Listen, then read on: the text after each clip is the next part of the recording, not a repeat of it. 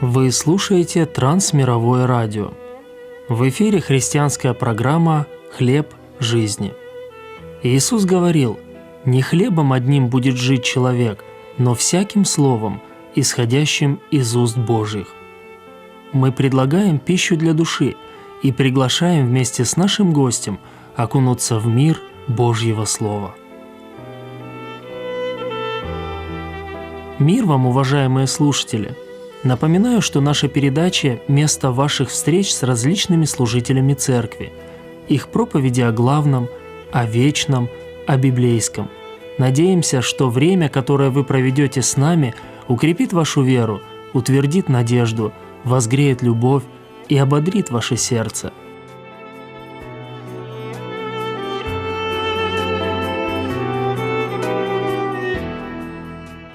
У микрофона Сергей Бриштель и пресвитер Светлогорской церкви Александр Капустин. Тема беседы актуальная в христианской среде – подтверждение спасения. Присоединяйтесь.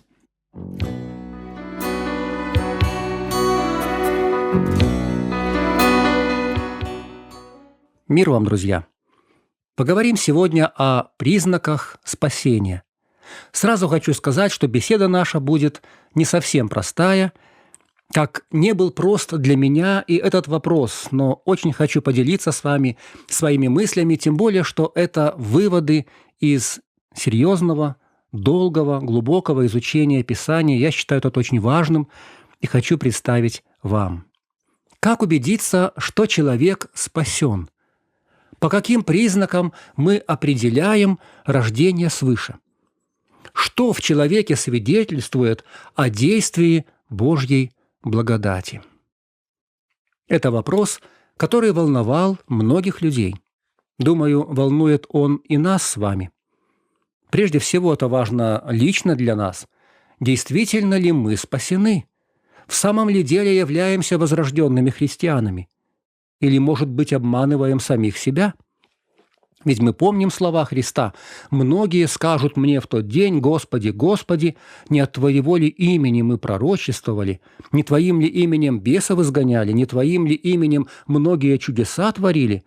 И тогда, — говорит Христос, — объявлю им: я никогда не знал вас, отойдите от меня, делающие беззаконие». То есть, когда эти люди и пророчествовали, и изгоняли бесов, и творили чудеса, уже тогда Христос не знал их. Все это был самообман. А кроме того, это важно и для наших отношений друг с другом. Кого считать спасенным? Кого принимать в церковь? Кого называть братом или сестрой? По каким признакам мы определяем, возрожден человек или нет?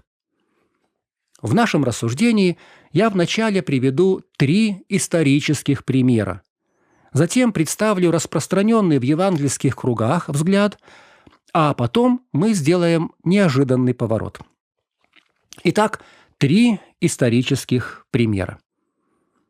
Первый пример – протестантская трудовая этика. Возможно, вы слышали такое понятие. После реформации преобладающим протестантским движением в Европе стал кальвинизм. Жан Кальвин, его основоположник, в своем богословии делал особый акцент на Божье избрание. Собственно, учение об избрании – это библейское учение. Библия учит, что человек становится спасенным, потому что избран Богом, которому принадлежит вся слава. Но как узнать, избран ты или нет, предопределен к спасению или к погибели? И вот здесь, в протестантских кругах, распространилось убеждение не совсем библейское. Последователи реформатского учения стали считать, что признаком Божьего благоволения является материальное процветание. В Библии они находили подтверждение своим взглядам. Например, в книге «Бытие» мы видим целую череду патриархов, и всех их Бог обильно благословил в материальном плане. У Авраама и Лота было столько стад, что земля стала для них непоместительна. Исаак удачно копал колодцы. Яков, нищий беглец, стал крупным скотовладельцем с огромными стадами. Иосиф, хотя и оказался в рабстве, а затем в темнице, все равно преуспел. Автор так и говорит: «Был Господь с Иосифом, и во всем, что он делал, Господь давал успех». И вот многие протестанты взяли это как признак Божьего избрания, то есть Божьей любви к ним, Божьего благоволения. Так решили протестанты XVII века и стали усердно трудиться. Нынешнее западное процветание – это во многом наследие так называемой протестантской трудовой этики. Правилен ли этот взгляд? Действительно ли Бог обогащает тех, кого Он любит, кого Он принимает в свое царство? Далеко не всегда. Да, Господь может дать и успехи, богатство, но мы помним, скажем, в Новом Завете нищие македонские церкви, которые были самые духовные. Или церковь в Смирне, которой Христос говорит: «Знаю скорбь твою и нищету». Мы понимаем материальную нищету, впрочем, ты богат. Хотя там, конечно же, имеется в виду духовная нищета. Павел писал: «Мы нищие, но многих обогащаем. Мы ничего не имеем, но всем обладаем». Господь может дать богатство, но, как правило, богатство нам вредит, поэтому Он питает нас насущным хлебом или дает чуть-чуть больше. В XVIII веке стало ясно, что с этим взглядом что-то не так. С одной стороны, многие прихожане реформатских и лютеранских церквей имели успех с точки зрения материального благополучия, но с духовной стороной дела было все далеко не так хорошо. Церкви были полны равнодушных людей, богослужения стали формальными, религия омертвела. И тогда в Германии возникло движение пиетистов. Это второй исторический пример. Пиетисты провозгласили, что материальное благополучие не имеет к спасению никакого отношения. «Только тот спасен, — сказали они, — кто родился свыше, кто пережил встречу с Богом». А как узнать, что человек родился свыше? Пиетисты заявляли: он должен это почувствовать. В его жизни должен произойти переворот. Он должен осознать себя грешником, покаяться перед Богом в сокрушении. Он должен осознать Божью любовь, Христову жертву, принять дар спасения, почувствовать себя прощенным, после чего он духовно воскресает из мертвых, становится новым творением. Вообще пиетисты большой акцент делали на чувства, на ощущения. Такой человек, говорили они, начинает жить по-новому. Ему становится интересно все духовное, а прежнюю греховную жизнь он начинает ненавидеть, меняется его поведение, меняются предпочтения, взгляды, у него появляются новые мысли, новые чувства, новые цели. Думаю, друзья, многим из нас знакомы и эти понятия, и эти явления. Пиетизм оказал очень сильное влияние на современное евангельское христианство. И многие из нас действительно пережили бурное эмоциональное обращение к Богу и разительную внутреннюю перемену. Так было со мной, и многие годы я был убежден, что это и есть главный признак духовного возрождения. Когда приходили сомнения, я мысленно возвращался в год своего покаяния, в день своего обращения и думал: вот тогда же это произошло, значит, я спасен, я возрожден, прочь сомнения. Однако в этом взгляде все же есть несколько серьезных проблем. В частности, я встречал довольно много людей, которые искренне любили Христа, верили в благодать, пребывали в Слове, много молились, служили Ему, были миссионерами, но при этом не могли сказать, когда у них произошел этот поворот, когда у них была встреча с Богом. Но они искренне любили Господа, Писание, Церковь, искренние живые христиане не могли сказать, когда они обратились. Таких людей я знаю довольно много. Что же, они невозрожденные, если у них не было такого бурного проявления благодати в жизни? А с другой стороны, я встречал людей, которые испытывали яркое обращение и эмоциональный переворот, но испытывали это в явных культах и лжеучениях. Например, так было с моим одноклассником, который попал к свидетелям Иеговы. Там у него было очень яркое обращение, покаяние и все остальное. Теперь он от них ушел и ведет безбожный и нехороший образ жизни, но опыт был и очень яркий. Что с ним происходило там? Нет, конечно же, настоящее спасение может сопровождаться эмоциональным обращением. Такое часто видно в Новом Завете. Так обратился Закхей, Левий Матфей, многие другие. И внутренняя убежденность, и измененная жизнь – это хорошие признаки, которые тоже упоминаются в Писании. Но, друзья, я хочу сказать, что ничто из указанного не может быть окончательным свидетельством, полным подтверждением вашего спасения. Да, если вы обратились ко Христу со слезами, с пониманием своей греховности, если вы почувствовали себя прощенным, если в вашей жизни наблюдается плод перемены, это прекрасно. Но не это доказывает на все 100%, что мы спасены. Третий исторический пример. В XIX веке стали появляться различные мистические движения. В этих кругах признаком спасения стали считаться сверхъестественные явления и переживания. Некоторые люди говорили, что им являлся сам Христос, который и объявлял их спасенными. Другие видели ангелов или слышали голос, который говорил, что они теперь Божьи дети. Подобные движения существуют и сегодня. В этих кругах часто говорят, например, об ощущении Божьего присутствия. Это, мол, очень приятное чувство. Это ощущение, что Бог находится вот здесь, непосредственно в этом помещении. Ты чувствуешь Его близость, волны благодати накатывают на тебя, и ты испытываешь непередаваемое счастье. Правда, потом многие из этих людей оказываются в сетях антибиблейских заблуждений, выдают кощунственные пророчества, совершают немыслимые грехи, известно много скандалов на эту тему. Так что мистицизм, пожалуй, самый опасный из подходов, который нельзя принимать в расчет при определении, спасен человек или же нет.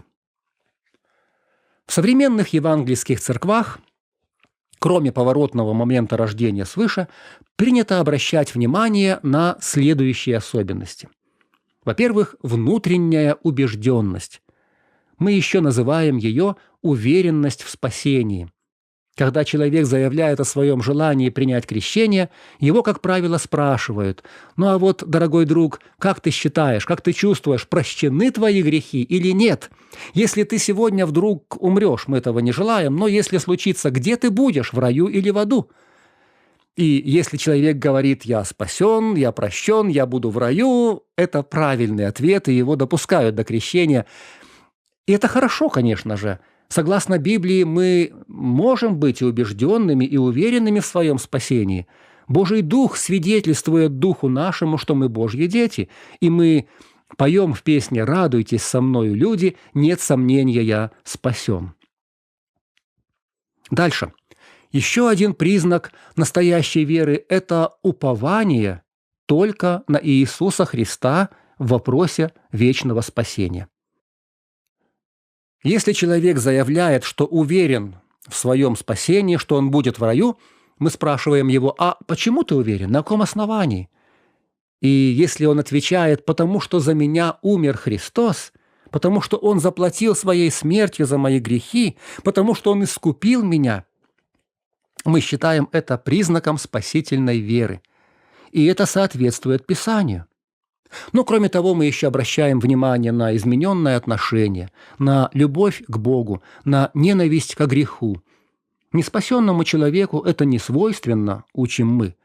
Если человек любит Бога и ненавидит грех, этому может быть только одно объяснение – Божья благодать.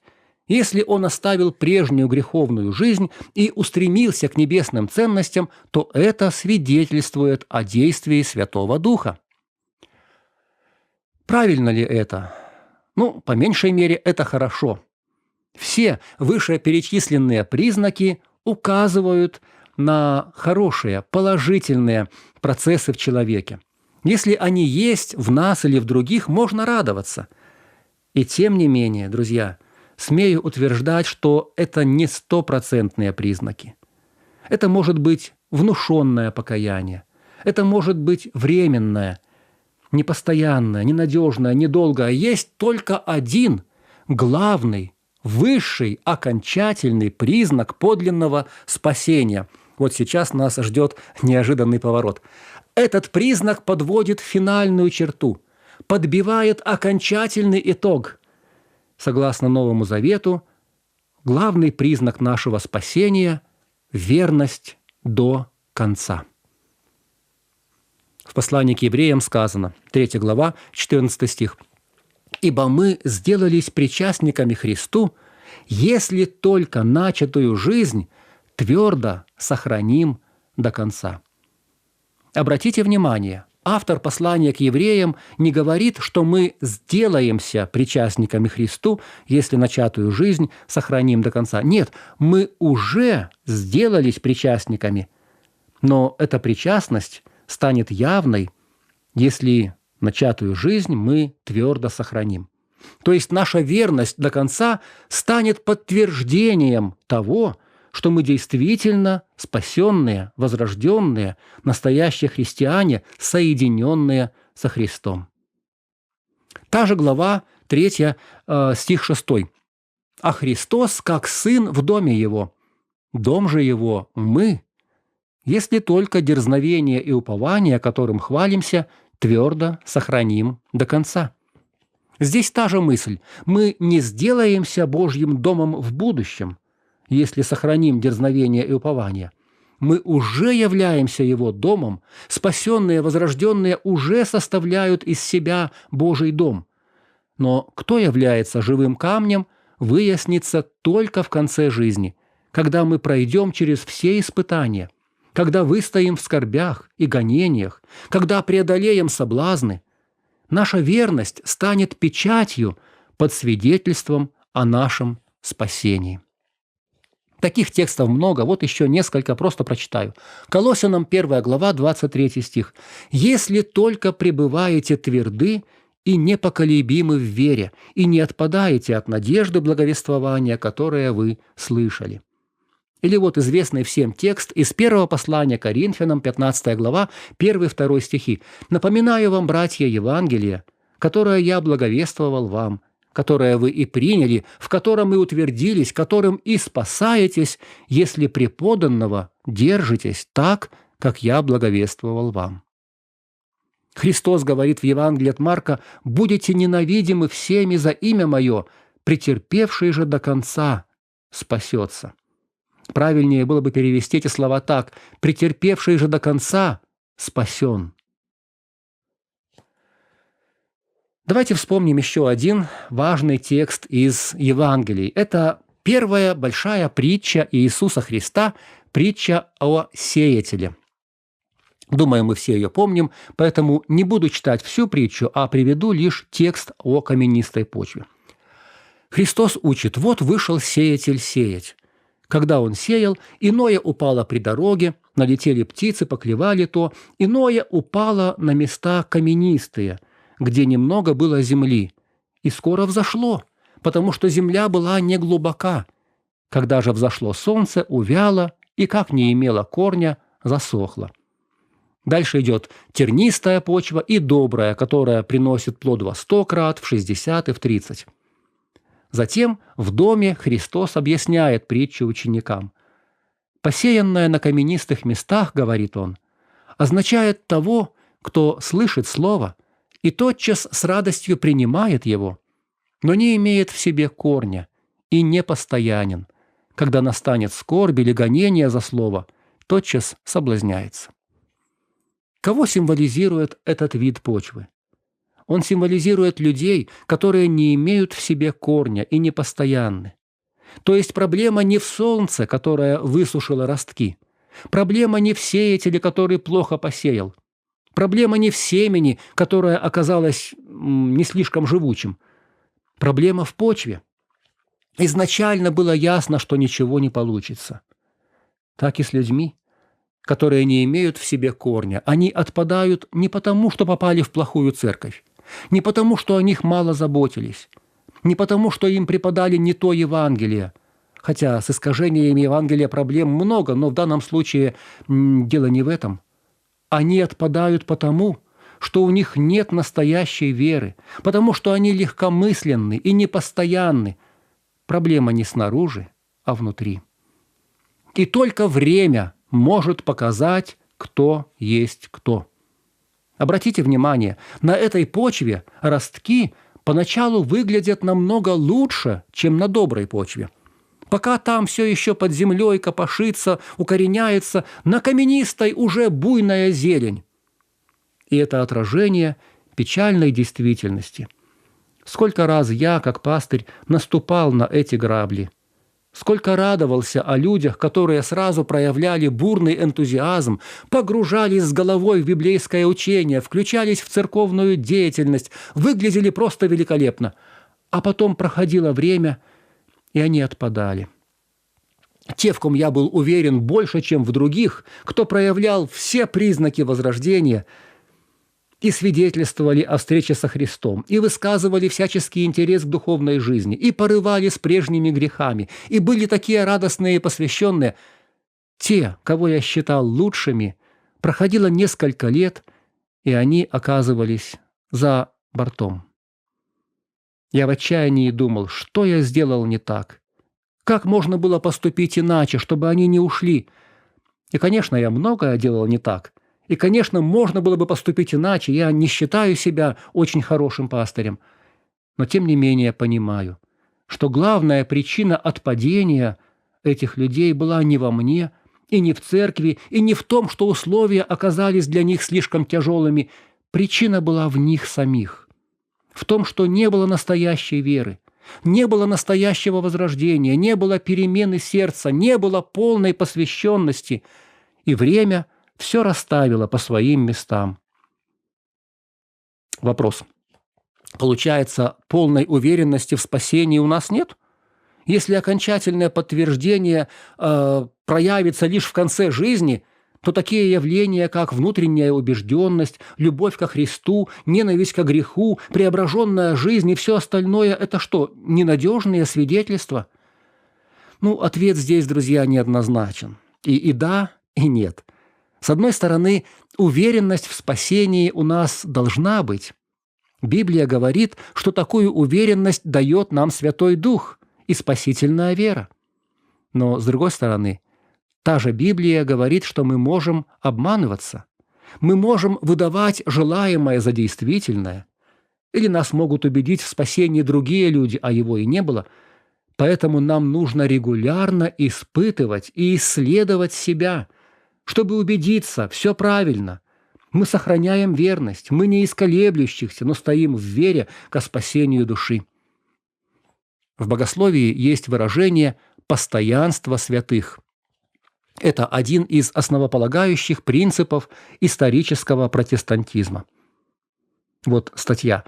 «Постоянство святых означает, что все истинно рожденные свыше пребудут христианами до конца своей жизни, и что только те, кто пребудет до конца, и были истинно рождены свыше».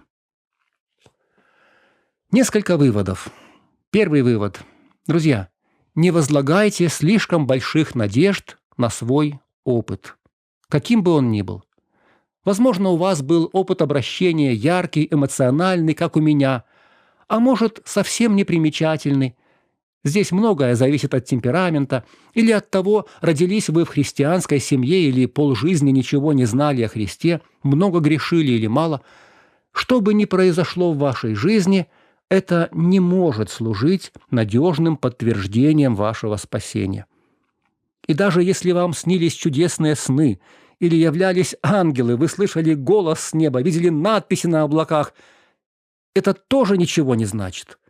Не делайте опыт своей опорой, он может оказаться ошибочным. Второй вывод.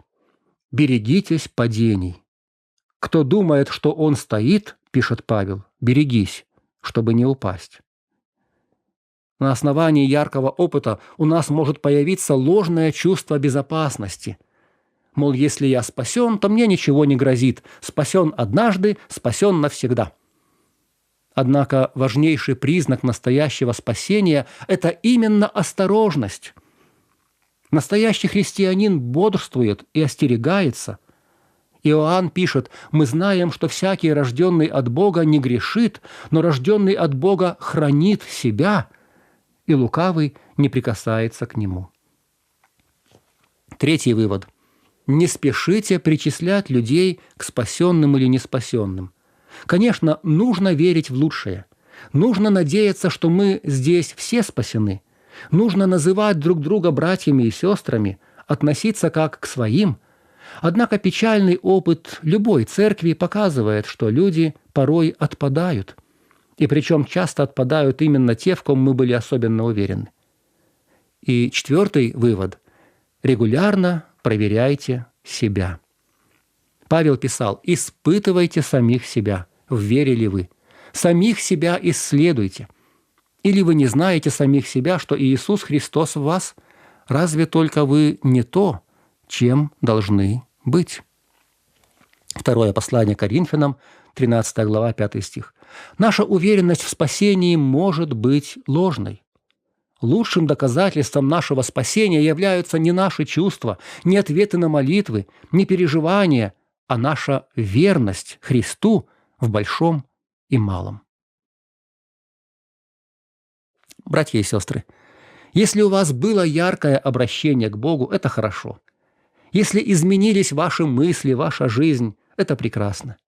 Если у вас есть твердая уверенность в своем спасении, явные плоды возрождения, это замечательно.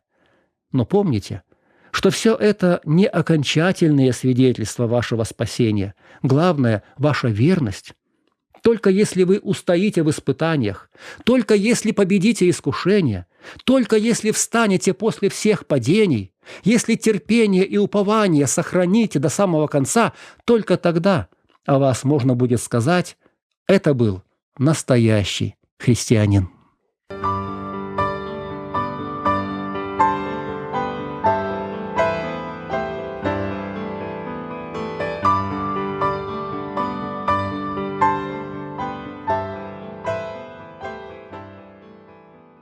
Сегодняшняя беседа напомнила каждому, с одной стороны, День спасения, с другой – библейский призыв Христа: «Возьми крест свой и следуй за мной». Он значит именно то, о чем мы говорили – верность до конца.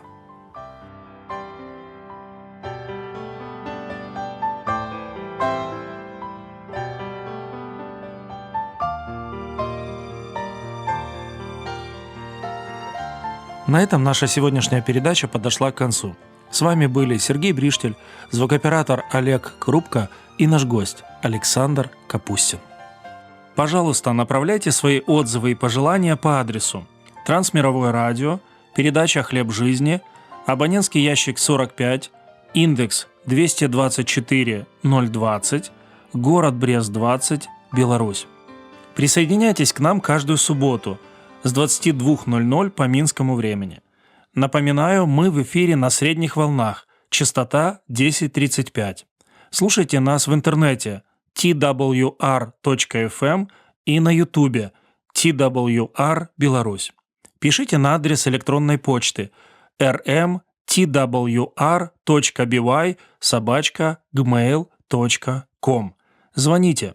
В будние дни с 10 до 18, код страны 8 10 375, код города 162, телефон 32 10 68. До следующих встреч и Божьих вам благословений!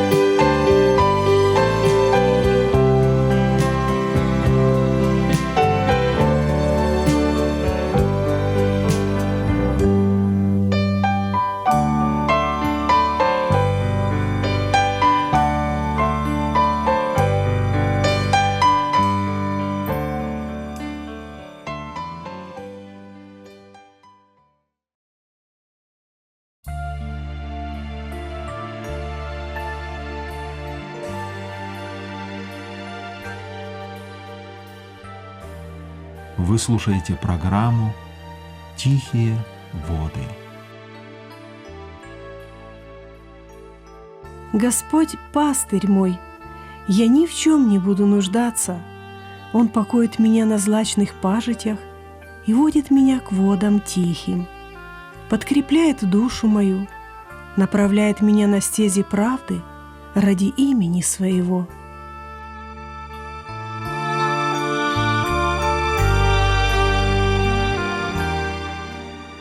Здравствуйте, дорогой друг! Мы рады новой встрече с вами. К тихим водам Божьего Слова вас приглашают Павел и Ирина Тупчик. Наша передача сегодня посвящена ответам на вопросы. Но прежде хочется сказать слова искренней благодарности за ваши письма, телефонные звонки, комментарии на сайте и нашем YouTube-канале. Благодарим за внимание к нашей программе, за добрые пожелания, теплые слова поддержки. И особенно благодарим за молитвы и материальную поддержку нашего служения. В нескольких словах расскажем о новостях нашего служения. Возможно, вы уже заметили, что трансмировое радио сократило вещание на средних волнах на частоте 1035 кГц. Передачи будут выходить в эфир 5 дней в неделю, с понедельника по пятницу. При этом почти все наши программы сохранились в эфире, за что слава Богу. С начала этого года начал работу YouTube-канал «Трансмировое радио Беларусь». Нам приятно, что интерес к программам увеличивается, а некоторые темы оказались настолько актуальными, что количество просмотров и прослушиваний исчисляется тысячами. Напоминаем, что ваши отметки нравятся, подписка и комментарии служат продвижению канала. YouTube реагирует на интерес к контенту и предлагает его более широкому кругу пользователей. И таким образом мы с вами можем расширить сферу работы трансмирового радио. Очень эффективным инструментом оказались портативные колонки.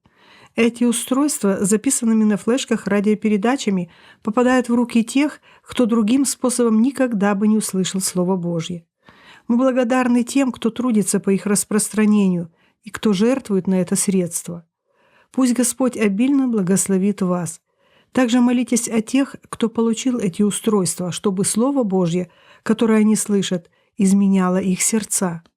Трансмировое радио совершает свое служение в тесном сотрудничестве с церквами. Например, в 2023 году мы посетили более 30 церквей, где могли поделиться Словом Божьим, а также рассказать о служении трансмирового радио. Эти встречи оставили глубокий след в наших сердцах. Ваша теплота, добрые слова, молитвы вдохновляют нас. И мы также вас благословляем в наших молитвах. Для вас, дорогие друзья, сейчас прозвучит песня.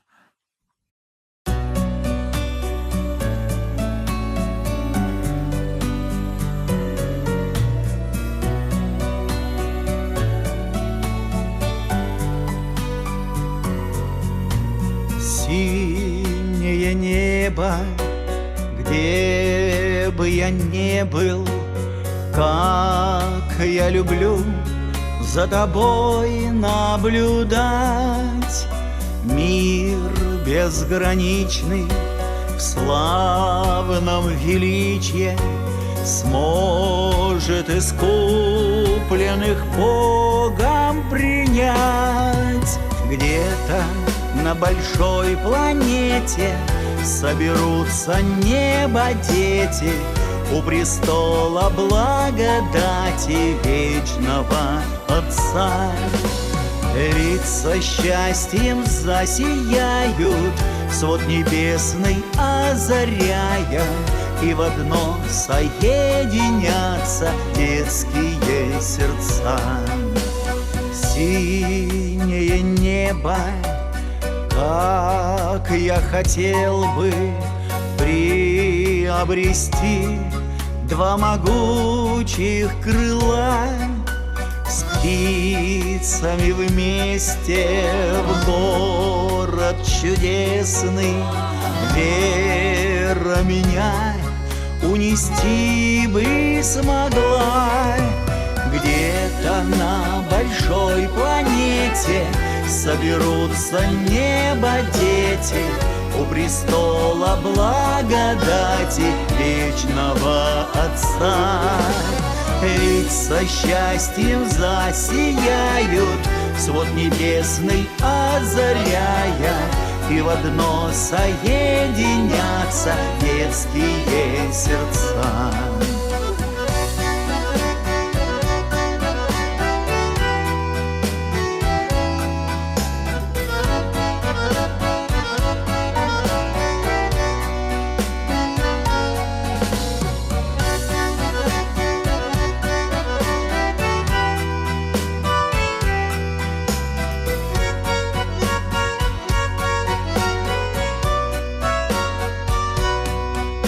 Сквозь дым столетий, тьму лихолетий, весть о Христе достигает сердец.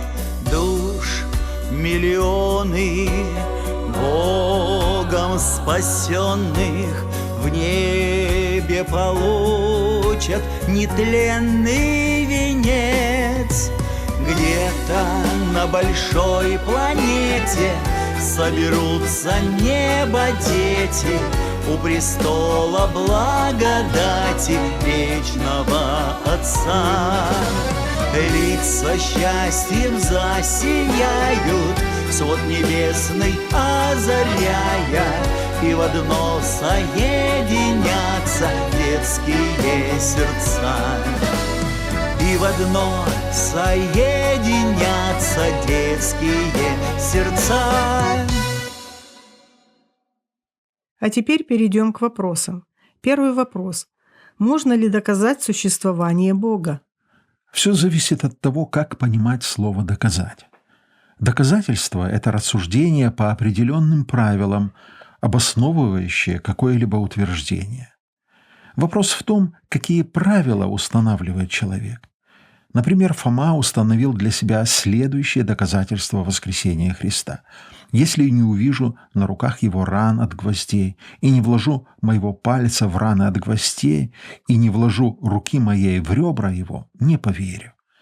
Примерно так же рассуждают и многие люди.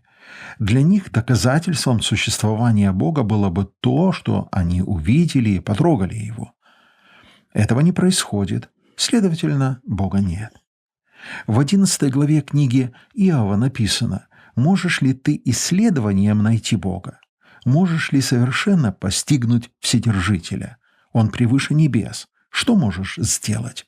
Глубже преисподней. Что можешь узнать? Длиннее земли мера его и шире моря». И еще в этой же книге: «Вседержитель, мы не постигаем его». Бог настолько велик, что у людей просто нет инструментов, чтобы изучить его. В Бога можно и нужно поверить. Вера – это высшая форма познания. Для веры доказательства не нужны. Вместе с тем, Бог не прячется от людей. В 1 главе послания к римлянам написано: «Ибо что можно знать о Боге явно для них, потому что Бог явил им. Ибо невидимая Его, вечная сила Его и божество от создания мира через рассматривание творений видимы, так что они безответны. Бог открывает себя людям через творение, через великие дела, которые происходят во Вселенной». Послушайте, если мы будем смеяться с того, если кто-то нам скажет, что самые простые часы возникли случайно, то насколько более абсурдно предположить, что рука, на которой находятся часы, возникла так, случайно. Вероятность того, что энциклопедия напечатается сама собой в результате взрыва в типографии, больше предположения, что мир возник в результате так называемого большого взрыва. Удивительная мудрость и целесообразность, которые мы можем видеть во Вселенной, указывают на мудрость Творца. Бога также можно увидеть в Его влиянии на ход человеческой истории, также через Его откровения, особенно через Святую Библию. Но наивысшее откровение Бога о себе дано людям через Иисуса Христа. В 1 главе Евангелия от Иоанна написано: «Бога никто никогда не видел. Его явил нам единственный Сын Его, пребывающий у самого сердца Отца, и который сам Бог. Христос сказал: «Верующий в Меня не в Меня верует, но в пославшего Меня, и видящий Меня видит пославшего Меня». Почему так много ученых опровергают Бога? А с чего вы это взяли? Я с большим удовольствием приведу несколько из множества высказываний известных ученых, открыто заявлявших о своей вере в Бога. Блез Паскаль, французский математик, механик, физик, литератор и философ, который жил в XVII веке, в своей книге «Мысли о религии» предложил два варианта, на что следует делать жизненную ставку. Вариант первый – жить без веры. Паскаль считает, что это крайне опасно, так как возможный проигрыш в случае существования Бога бесконечно велик. Это вечное мучение. Если же Бог не существует, то цена выигрыша невелика. Безверие нам ничего не дает и от нас ничего не требует. Реальным выигрышем атеистического выбора будет некоторая экономия средств и времени, так как не будет религиозных обрядов. Вариант второй – жить по канонам веры.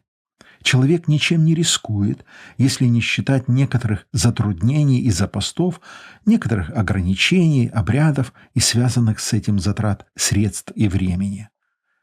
Цена проигрыша в случае отсутствия Бога невелика. Это затраты на обряды и усилия на праведную жизнь. А вот возможный выигрыш в случае существования Бога бесконечно велик. Это спасение души и вечная жизнь. Исаак Ньютон, английский физик, математик, механик, астроном, пришел к выводу, что небесный владыка управляет всем миром как властитель Вселенной. Мы удивляемся ему по причине его совершенства, почитаем его и преклоняемся перед ним по причине его беспредельной власти.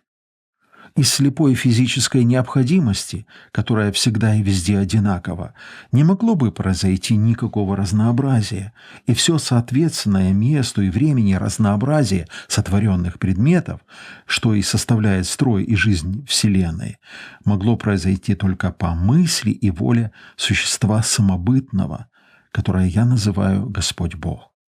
Немецкий ученый, математик, физик, механик, философ Готфрид Вильгельм Лейбниц писал: «Только легкие глотки научного знания отдаляют человека от религии и Бога, а более глубокие снова возвращают его к ним.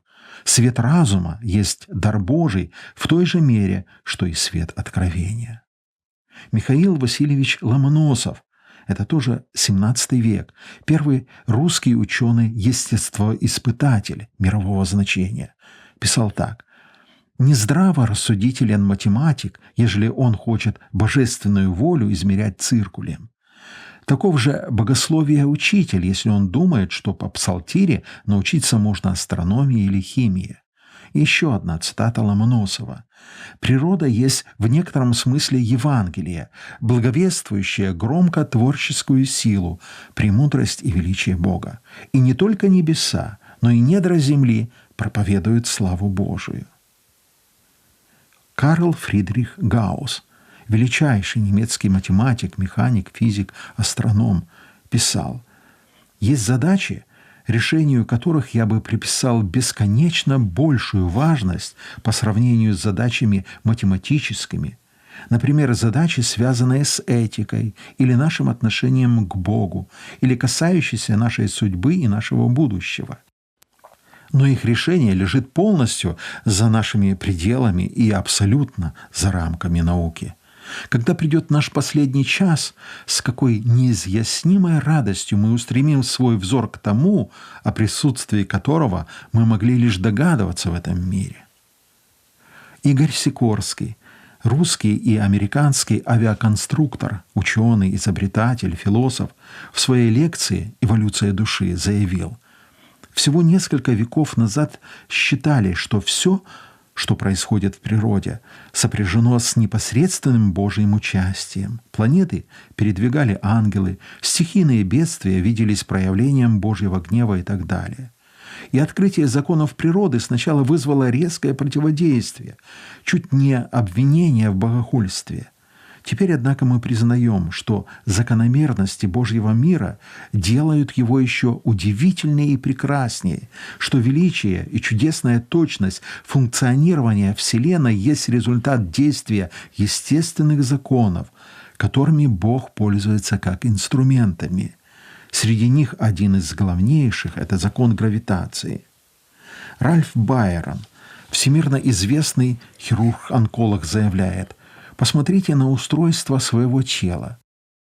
У каждого из нас 30 триллионов клеток.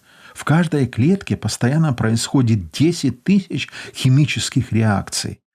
Нужно гораздо больше веры в то, что это тело образовалось случайно, чем в то, что его создал разумный Бог. Миллионы обезьян могут ударять по клавишам миллиона пишущих машинок в течение биллиона лет, но они никогда не создадут ни одной печатной страницы книги. Бернард Вальдман, декан факультета естественных наук Университета Нотр-Дам в штате Индиана, США, делится такими выводами. Самое интересное для ученого заключается в том, что он видит в природе удивительный порядок. Это больше, чем стечение обстоятельств и случая. С развитием науки мы видим все больше и больше порядка в природе. Поэтому, чем больше вы изучаете природу, тем больше вы имеете основания верить в совершенство плана мастера, а не в стечение обстоятельств. И с ним согласен Эльмер Энгстром, известный физик, почетный доктор наук 14 университетов. Он говорит: «Я не знаю, почему некоторые люди думают, что Библия ограничивает эксперименты в науке и в инженерном деле. Наоборот, все, что человек делает, что открывает, он этим только копирует Богом установленные законы. Человек ничего не изобретает, он только открывает давно установленное Богом. В мире, мне кажется, все движется по Божьим планам, не по нашим, не по человеческим. Да, я верю, что сила Божия совершенна, и божественному авторитету принадлежит последнее слово. Бог не только наш Создатель, но также Искупитель. Он управляет своим творением и делами человека через Иисуса Христа». И даже Чарльз Дарвин, которого боготворят атеисты, написал в своей книге «Происхождение видов»: «Мир покоится на закономерностях и в своих проявлениях представляется как продукт разума. Это указание на его Творца. Я никогда не отрицал существование Бога. Я думаю, что теория эволюции вполне совместима с верой. Ведь невозможно доказать, что великолепный, бесконечно удивительный космос, так же, как и человек в этом космосе, совершенно случайны. Есть величие в этом воззрении на жизнь с ее различными силами, изначально вложенными Творцом в незначительное число форм или только в одну, и между тем, как наша планета описывала и продолжает описывать в пространстве свой путь согласно неизменным законам тяготения, из такого простого начала возникли и продолжают развиваться несметные формы, изумительно совершенные и прекрасные. Французский химик и биолог Луи Пастер заявил: «Еще настанет день, когда будут смеяться над глупостью современной нам материалистической философией. Чем больше я занимаюсь изучением природы, тем более останавливаюсь в благоговейном изумлении перед делами Творца. Я молюсь во время работ своих в лаборатории». Можно привести еще тысячи цитат великих умов прошлого и настоящего, веривших в существование Бога. Недавно социологи из Университета Райсета в США провели масштабное исследование с целью узнать, насколько верующими являются ученые в разных странах мира. В рамках исследования ученым 8 стран – это Франции, Индии, Италии, Тайваня, Турции, Великобритании, США и Гонконга – были заданы вопросы: считаете ли вы, что научное мировоззрение и вера несовместимы? Веруете ли вы? В вопросе приняли участие 9422 респондента, большинство из которых физики и биологи. Как показали результаты опроса, более половины ученых из Индии, Италии, Гонконга, Тайваня и Турции считают себя верующими. Точку зрения современных ученых на веру в Бога представил Сергей Кривовичев, ученый-кристаллограф с мировым именем, профессор Санкт-Петербургского государственного университета и диакон православной церкви. Он говорит, если посмотреть на историю науки и цивилизации, то мы увидим, что наука как раз создавалась верующими людьми, если говорить точнее, верующими западными христианами. Для них изучение Вселенной было способом проникнуть в тайны божественного промысла о мире и человеке, с благоговением приникнуть к премудрости Творца. Общая тенденция западной антропоцентрической цивилизации в конце концов привела к атеистическому мировоззрению и стала общим местом, что ученый, естественник обязательно атеист и что наука доказала, что Бога нет. Между тем наука не может ни подтвердить, ни опровергнуть бытие Божие. Это вопрос личного выбора, который стоит перед каждым до последних дней его жизни. Недавно один знаменитый американский биолог и нобелевский лауреат выступал в МГУ и сказал, что он не понимает верующих ученых, потому что никогда не видел доказательств существования Бога. Но ведь в том-то и все дело, что таких доказательств не может быть, как не может быть и безусловных опровержений. Это один из главных принципов отношений Бога и человека. Человек свободен в своем выборе, и это великий дар и великая ответственность. Конец цитаты. Вернемся к результатам исследования, о которых мы только что говорили. Кто-то может возразить, но ведь почти половина ученых не верят в Бога. В этом нет ничего удивительного. Вера и наука относятся к разным сферам познания, не противоположным, не противоречащим друг другу, просто к разным. Наука изучает то, что сотворил Бог, но она не может изучать Бога. У нее нет таких инструментов. Бога можно познать только верой. И поэтому вера является более совершенным инструментом познания. В 11 главе послания к евреям написано: «Верою познаем, что веки устроены Словом Божьим, так что из невидимого произошло видимое». Но есть еще более совершенный инструмент познания, более совершенный даже, чем вера. Это любовь. В 13 главе 1 послания к Коринфянам написано: «Любовь никогда не перестает, хотя и пророчества прекратятся, и языки умолкнут, и знание упразднится». А теперь пребывают эти три – вера, надежда, любовь. Но любовь из них больше. Эти инструменты доступны каждому человеку.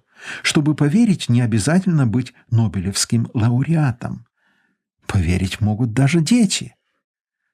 Поэтому, если желаете действительно узнать, есть ли Бог, поверьте в Него, и тогда вы познаете Его любовь. Христианство – это единственная дорога к Богу? Или еще есть другие пути? Христианство – это не путь к Богу. Путь к Богу – это Христос, причем единственный путь.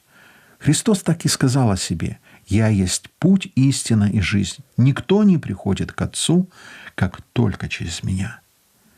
Христианство – это религия, то есть система поклонения Богу.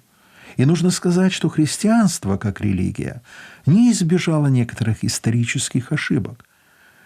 Немало разногласий между современными христианскими конфессиями. Но если посмотреть на христианство как на личный путь человека к Богу, тогда перед нами предстает совершенно иная картина.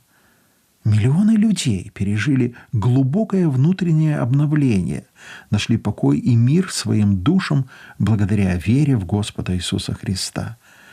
И это, наверное, один из самых сильных аргументов в пользу утверждения, что Иисус Христос – единственный путь к Богу, абсолютная истина и полноценная жизнь. Дорог в мире много, но путь к Богу один.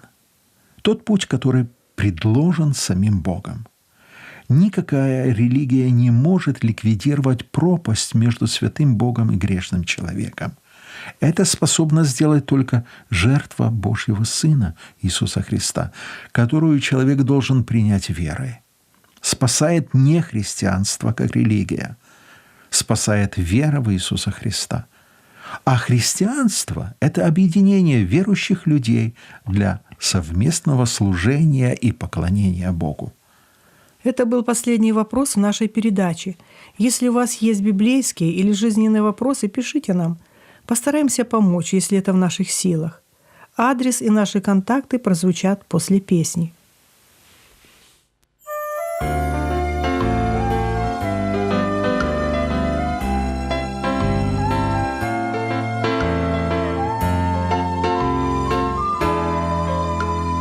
Путь, истина, жизнь — это Слово Святое Твое.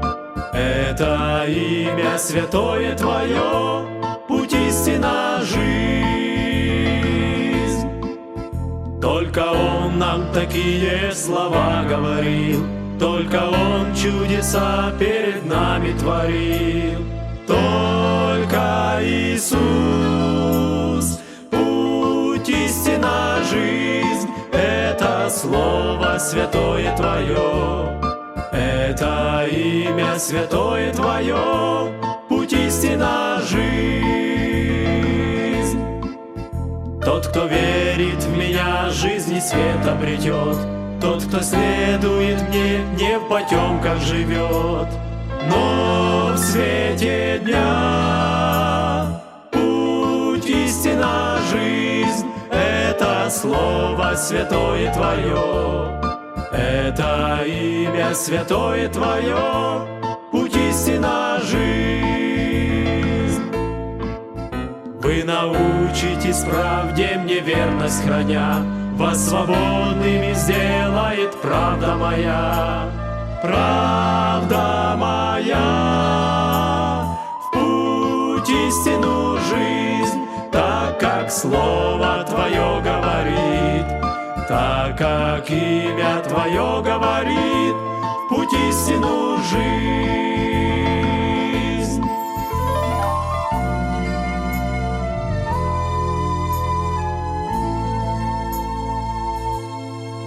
Я приду к вам опять и возьму вас с собой, и к Отцу поведу вас дорогой прямой. Вместе пойдем, вместе пойдем. В путь, истину, жизнь, так как Слово Твое говорит, так как имя Твое говорит, в путь, истину, жизнь.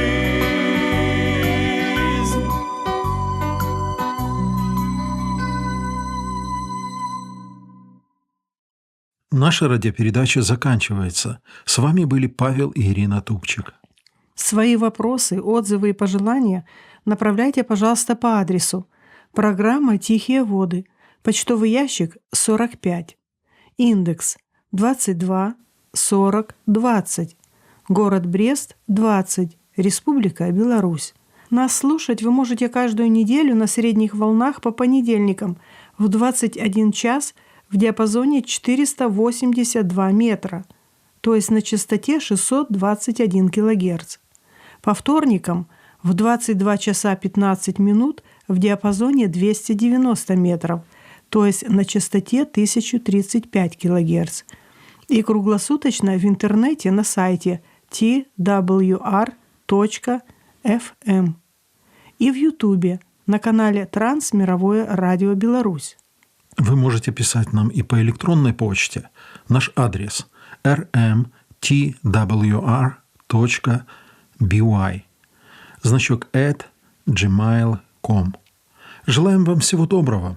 Пусть Господь благословит вас. До встречи у тихих вод Божьего Слова.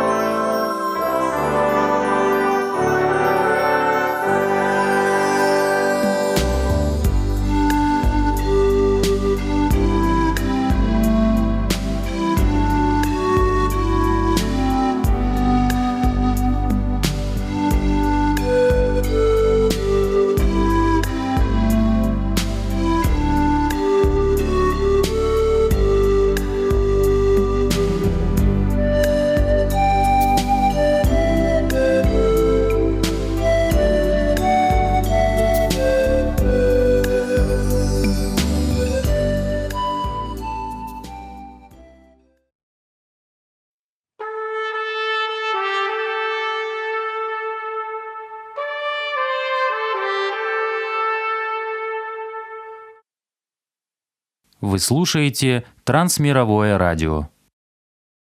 В эфире программа «Слово на сегодня».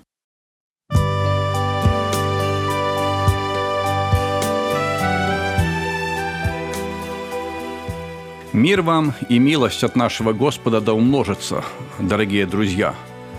В продолжение празднования воскресения нашего Спасителя я бы хотел поговорить о благовестии.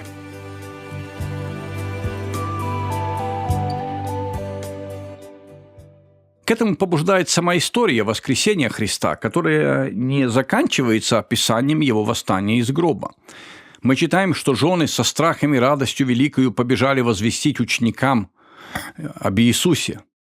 Некоторые из стражи пошли, чтобы объявить о случившемся первосвященникам.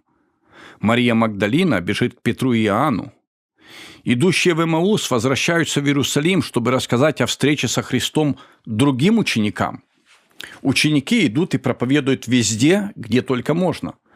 Начинается великое служение благовестия, которое продолжается и сегодня. Мы, пожалуй, предпочитаем больше праздновать воскресение, нежели свидетельствовать о нем. Мы слишком заняты, даже служением, так что нет времени идти к погибающим.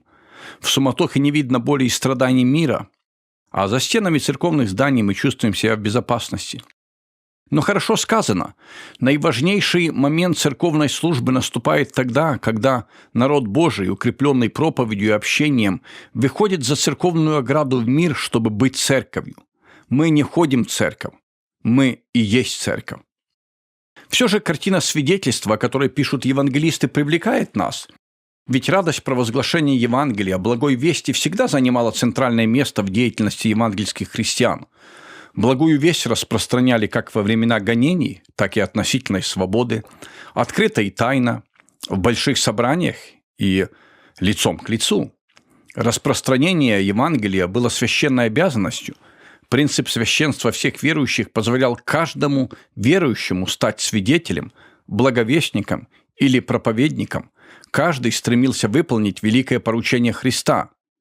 Итак, идите, научите все народы, крестя их во имя Отца и Сына и Святого Духа, уча их соблюдать все, что я повелел вам. И се я с вами во все дни до скончания века. Аминь. Евангелие от Матфея, 28 глава, 19-20 стихи. Один из добрых старых гимнов на эту тему выражает желание таким образом приобрести для Господа хотя бы одну заблудшую душу. «Не хотел бы я бесплодным к трону Господа прийти, хоть одну хотел бы душу к Иисусу привести». Эта мысль особенно ярко прослеживается в гимнах, которые поют во время праздника жатвы, вспоминая тему приношения плодов. Спасенные души считаются самым важным плодом. «Неужели без плодов я явлюсь на Божий зов, в день, когда велит Он мне пред Ним предстать? Не останусь ли в стыде, коль Он спросит: сноп твой где? Что тогда я буду Богу отвечать? Благодарностью горя к возлюбившему меня я хочу трудиться до поры ночной, чтобы сноп хотя один через меня мой Господин получил, когда приду к Нему домой». Евангелизационная активность подогревалась ожиданием скорого прихода Христа, чему придавали особую окраску гонения. Ощущение быстротечности дней побуждало класть на алтарь свидетельства всю жизнь. Убежденный в спасении только во Христе, каждый верующий старался выполнить свой долг, спасая окружающих, особенно родных и близких. Нам жизнь дана нести святое слово среди людей, томящихся в грехах, и чтоб и я, и ты были готовы служить Христу и в горе, и в скорбях. Земная жизнь сурово нас встречает, но мы пришли сюда не пировать, вокруг нас мир в неверии погибает, а мы желаем грешников спасать. Важнейшим мотивом участия в проповеди Евангелия стало и личное переживание обращения и контраст с образом жизни до него. Изданный в 1978 году и ставший особенно популярным в советское и постсоветское время сборник песен был назван «Песнь Возрождения». Евангельские верующие видели в Евангелии силу, способную изменить жизнь, и личный опыт преображения побуждал их вести к покаянию и спасению других людей. Самый большой раздел сборника «Песнь Возрождения» – призыв к покаянию, насчитывает 90 гимнов. Мне представляется, что сегодня эта активность в свидетельстве несколько ослабла. Отсутствие гонений приглушило эсхатологическое чаяние, ожидание пришествия Господа. Ощущение краткости дней ослабло, как и понимание неотложности в вопросе спасения погибающих. Раньше этот мотив ярче выражался в жизни и богослужении верующих. Например, один из самых распространенных текстов в наших домах молитвы после «Бог есть любовь» «Се гряду скоро». Рядом с ним порой соседствует другой «Покайтесь и веруйте в Евангелие». Сегодня мы имеем больше возможностей для общения, обучения, много литературы, проходят бесчисленные конференции и семинары. Конечно, надо и учить. Надо углублять духовную жизнь, совершенствоваться. Но само по себе это, по сути, может превратить церковь в своего рода монастырь, где мы занимаемся духовностью, изучаем Библию, много молимся, общаемся, но без связи с жизнью за пределами общины, без благовестия. Сразу после воскресения Христа добрая весть передавалась из уст в уста. Верующие просто рассказывали другим о том, что видели и слышали, что пережили. Сегодня мы используем много других методов. Один из таких важных – вовлечение молодежи, даже детей и подростков, обучение их Евангелию с самого начала, с раннего детства. Так важно наставить юношу в начале пути его, направить его ко Христу. Поэтому мы молимся и много внимания уделяем работе с детьми, воскресным школам, подростковому служению. Но есть и другие направления, например, тюремная работа.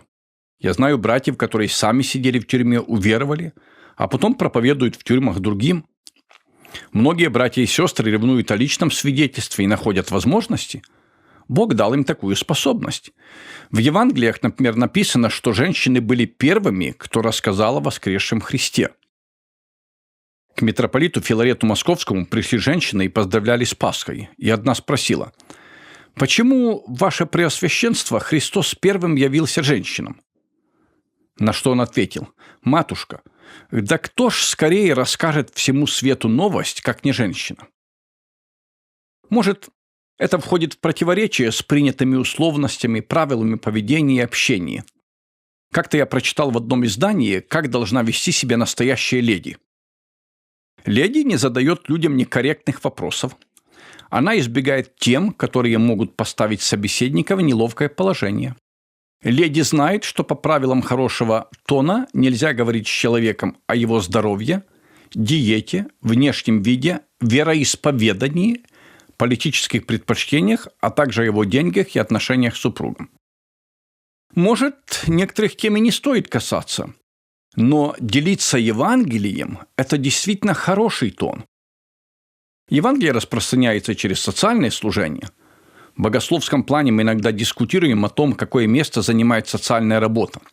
Социальная деятельность как результат или последствие евангелизма, или как средство евангелизма, или в партнерстве с евангелизмом. А многие братья и сестры не спорят, а делают.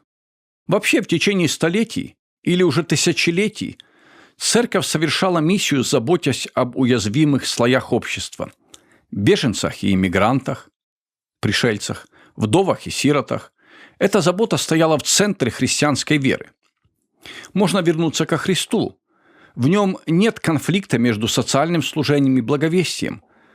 Для него главное, конечно, душа, Царство Божие. В то же время его благовестие всегда шло рука об руку с заботой о людях, с участием в их нуждах. Добрые дела и свидетельства. Два в одном. Когда была возможность, он творил добрые дела и говорил о Божьем Царстве. В этом плане его миссия органична, целостна. Один проповедник рассказывал: зашли к одному пожилому учителю, помогли с продуктами. Его давно никто не посещал. Он рассказал об этом своему другу старому, и тот заметил: «Я не верил в Бога, но когда услышал об этом, подумал, что все-таки Бог есть». Хорошо благовествовать, оказывая и проявляя милосердие людям. Можно благовествовать и через интернет, личное общение, общение с родственниками, массовые собрания, когда такое возможно. Раньше мы чаще проводили разные массовые мероприятия, включая демонстрацию фильма «Иисус», или просто большие собрания, фестивали, где пели песни и рассказывали о Христе. Сейчас, может, большее значение имеют личные общения, связи, дружба. В любом случае, размышляя о воскресении Христа, мы должны напомнить себе о нашем долге в распространении Евангелия. По крайней мере, все могут молиться, просить Господина жатвы, чтобы выслал делателей на жатву свою. Мы также можем и жертвовать на благовестие, поддерживать миссионеров и проповедников Евангелия и идти туда, куда направляет нас Бог. Может, даже до края земли? Дорогие друзья, пусть Бог благословит ваш труд и свидетельство о Господе Иисусе Христе.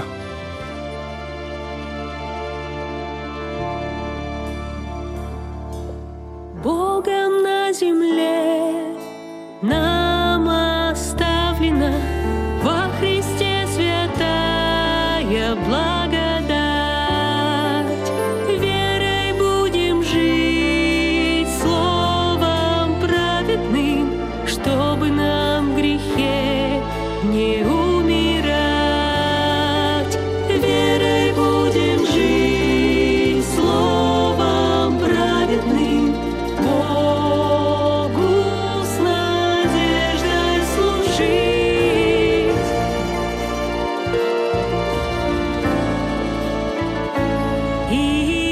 Идите, научите все народы на земле. Идите, научите, крестя их во имя Мое.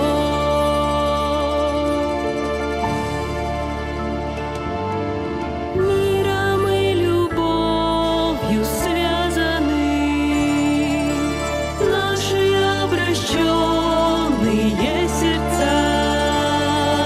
Вместе по пути Христом указанным будем свет нести мы до конца. Вместе по пути Христом указанным весть о спасении мы будем нести.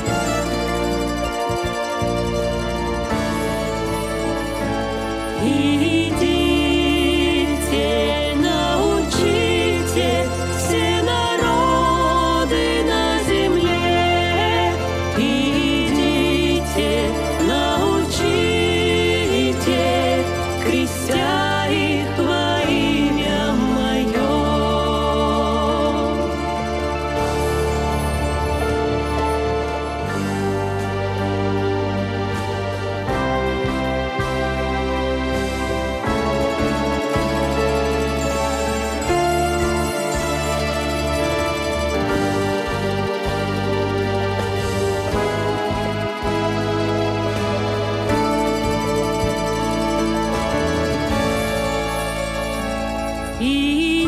Идите, научите все народы на земле.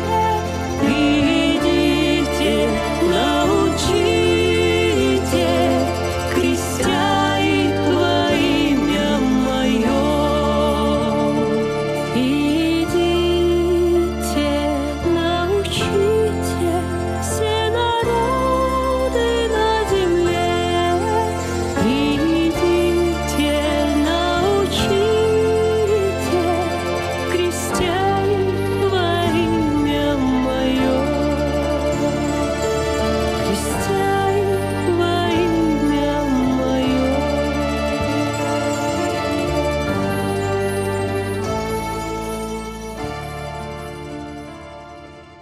Наша передача подошла к концу. Мы будем рады вашим письмам. Пишите нам по адресу. Программа «Слово на сегодня», почтовый ящик 45, индекс 224-020, Брест, Беларусь. С вами был ведущий Леонид Михович. До новых встреч в эфире. Да благословит вас Бог.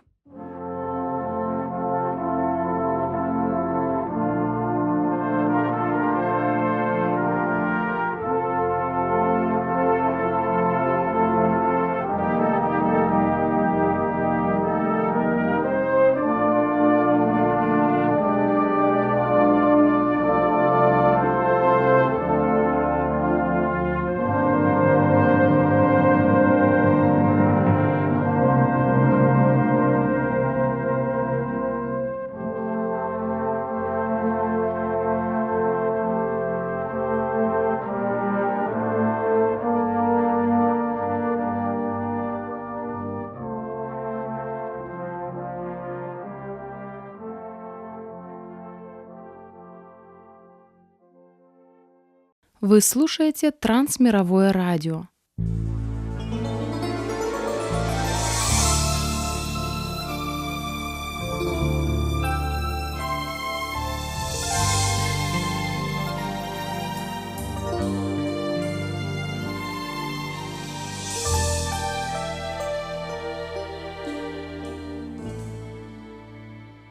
В эфире программа для женщин «Суламита».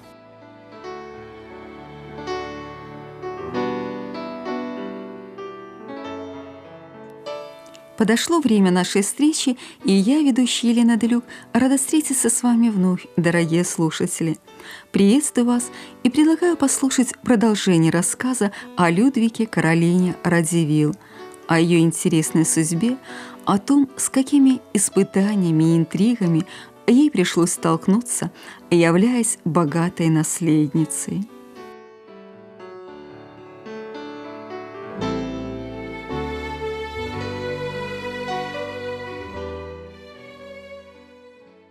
Будучи еще совсем ребенком, в 13-летнем возрасте Людвига Каролина была выдана замуж. Но это случилось вовсе не по причине прихоти ее опекуна.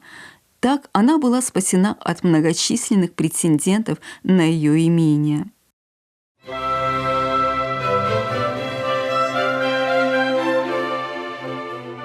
Людвиг и Людвика предстали перед алтарем 7 января.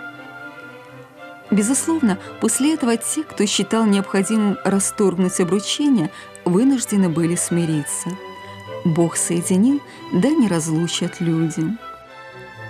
Тем более, что всем в Польше и Литве было хорошо известно о поддельном завещании Радзивиллов, которым они, хотя и потрясали, но в суде не рискнули бы предъявить. Впрочем, Станислав Казимир еще долго не мог успокоиться, заявляя о том, что брак его дальней родственницы является незаконным, а курфюрст Брандебургский – каналья и мошенник.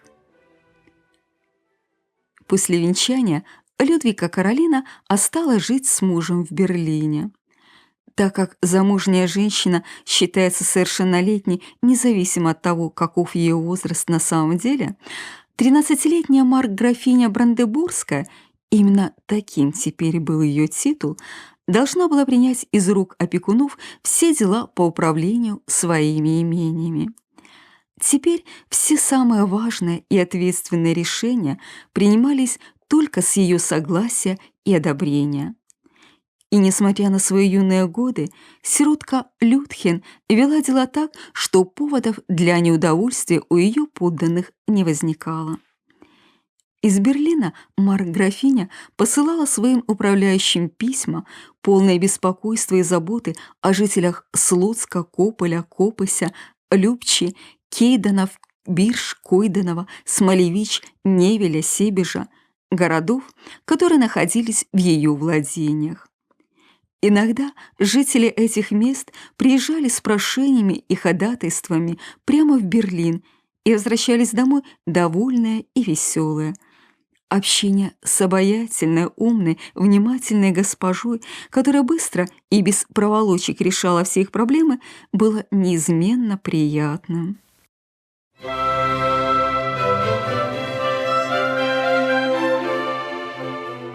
В 1687 году Людвига Каролина овдовела. Не успев снять траур, она вновь оказалась в центре отвратительной круговерти жадных до ее богатств людей. Баденский герцог Людвиг, фельдмаршал австрийского императора Карл де Кемерц, влиятельный в кальвинистских кругах Людвиг Ганноверский и даже брат ее покойного мужа Филипп Брандебургский просили руки молодой вдовы. Но самым настойчивым был король Речи Посполитой Ян Собеский. Как только до Варшавы дошла весть о вдовстве Людвиги Каролины, Собеский вновь вспомнил, какие богатства принадлежали ей в Великом княжестве Литовском. Их замужеством княжны считали перешедшими во владение к немцам и потерянными для Речи Посполитой. На этот раз он принял решение женить на ней королевича Якуба во что бы то ни стало. Теперь короля поддерживали почти вся Польша и Литва, в том числе и Радзивиллы. Будучи номинально вассалом Речи Посполитой, курфюрст Брандебургский, который вновь должен был решить судьбу Людвиги Каролины, уже не как опекун, а как свекор, не решился отказать королю. Он дал разрешение на обручение вдовевшей невестки. 25 июля 1688 года партия Собесского настояла на подписании Людвигой Каролины контракта, согласно которому она потеряет права на все свои имения, если по какой-либо причине откажется венчаться с королевичем Якубом. Молодая вдова сделала это под большим нажимом, потому что сердцем ее уже владел другой человек, фальцграф Нейбургский Карл Филипп. Он покорил Людвигу Каролину своей интеллигентностью, живым умом, изысканностью манер и тонкостью вкуса. Фальцграф сумел всего за несколько встреч осушить слезы вдовы, которая казалась безутешной. Людвига Каролина поняла, что ее чувства к покойному мужу были просто детской влюбленностью. Вдовая маркграфиня и нейбургский фальцграф тайно встречались в доме австрийского посла. Там, тщательно обсудив вдвоем все обстоятельства, мешающие им соединиться, быть счастливыми, они решили, что будут бороться за свою любовь, и шансы победить у них и есть.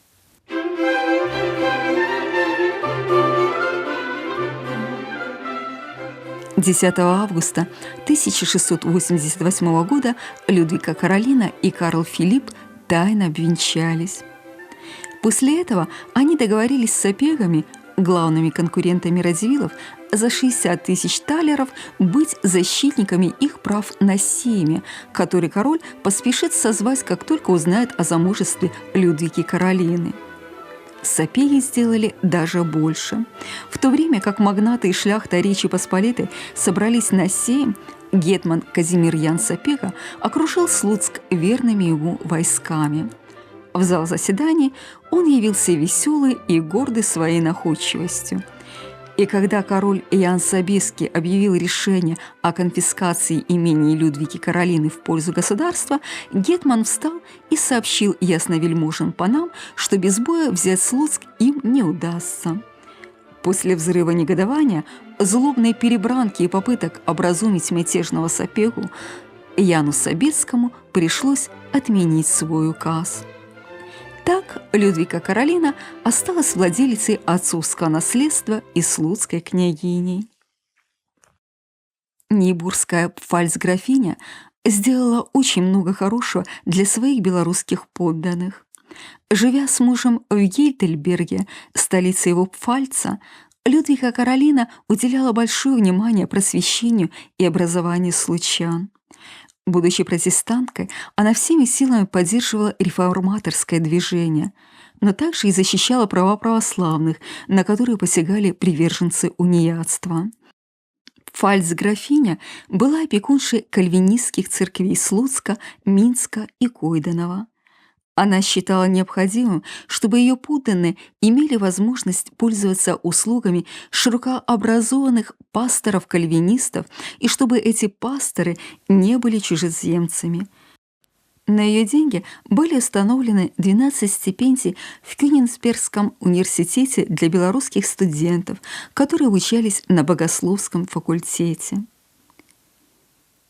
Чтобы увеличить количество высокообразованных людей из числа своих белорусских подданных, Людвига Каролина предоставляла денежную помощь способным к наукам юношам, выпускникам Слуцкой кальвинистской гимназии. Эти деньги использовались для продолжения обучения на более высоком уровне в Оксфорде, Берлине, Франкфурте на Одере. А в родной город молодые люди возвращались дипломированными специалистами, математиками, врачами, адвокатами, архитекторами, биологами и географами.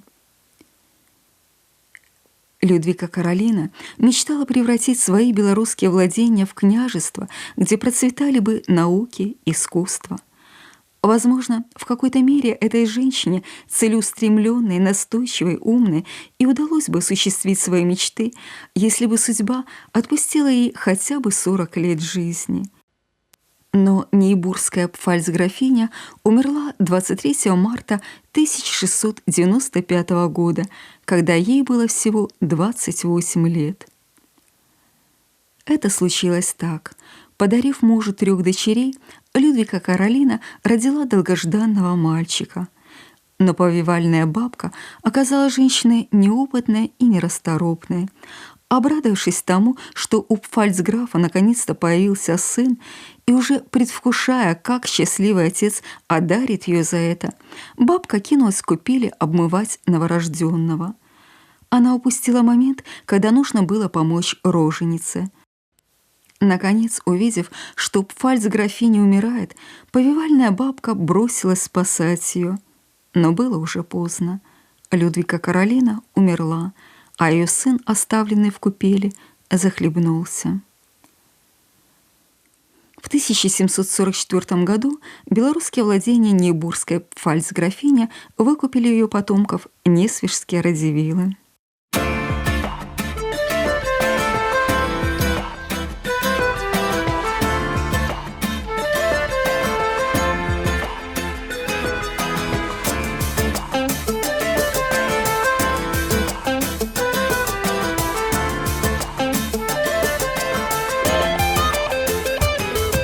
Мы строим замки на песке, мы строим замки из песка.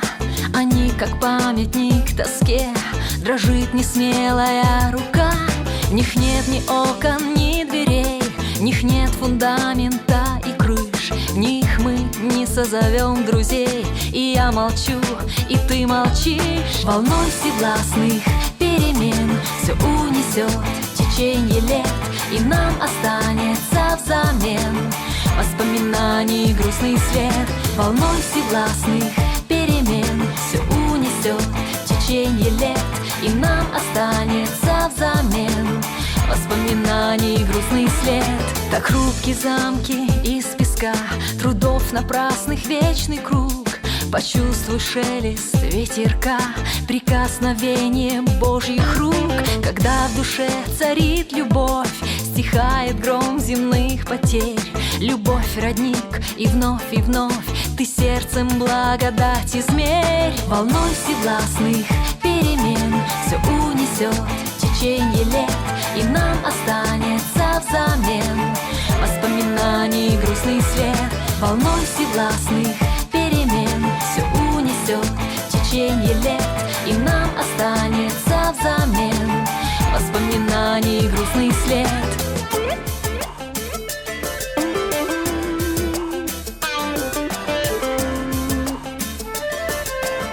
Воспоминаний грустный след.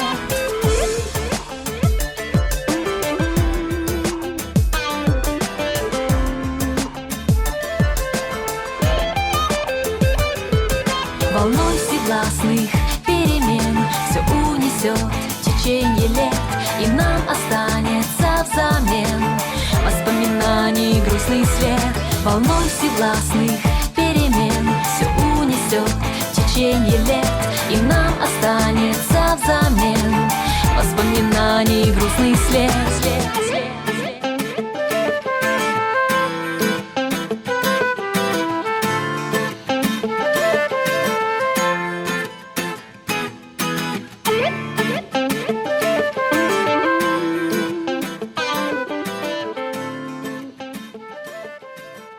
Программа заканчивается. Мы встретимся с вами ровно через неделю в это же время и на этой же волне. А пока будем ждать от вас писем. Пишите нам по следующему адресу: программа «Сламита», абонентный ящик 45, индекс 224020, город Брест 20, Беларусь. Вы можете слушать программы Трансмирового радио и в интернете на сайте twr.fm, а также на Ютубе на сайте TWR Беларусь. И на этом я прощаюсь с вами. Божьих вам благословений.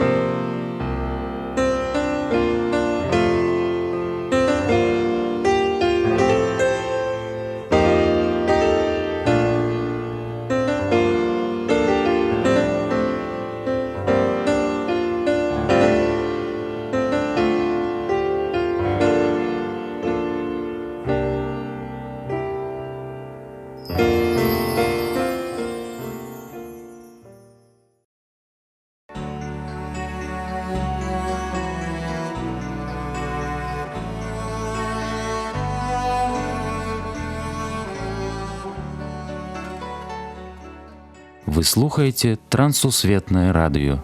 У эфіры хрысціянская праграма «Голас друга». Да святой крыніцы чысціні кліча голас друга з вышыні. Голас гэты верай незямною засяляе шчыра кожны дом. Слухай голас друга ўсёй душою, і душа напоўніцца святлом. Прапануем перадачу з раздзелу «Да моладзі».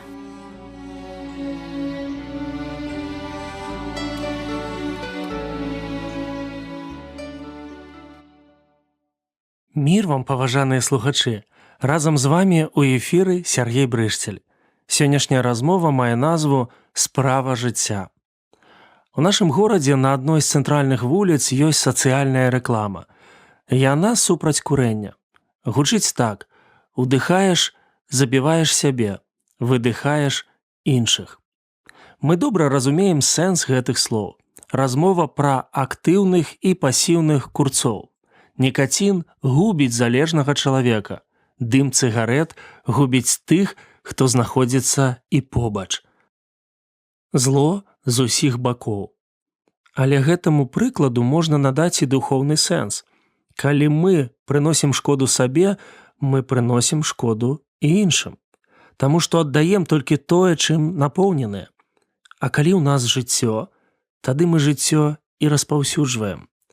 Прызнаюся, што люблю пасланне апостала Паўла. Яны напоўненыя багаслоўем і практыкай. Глыбокая пашана Богу дапамагае мець дакладнае мысленне і паводзіны.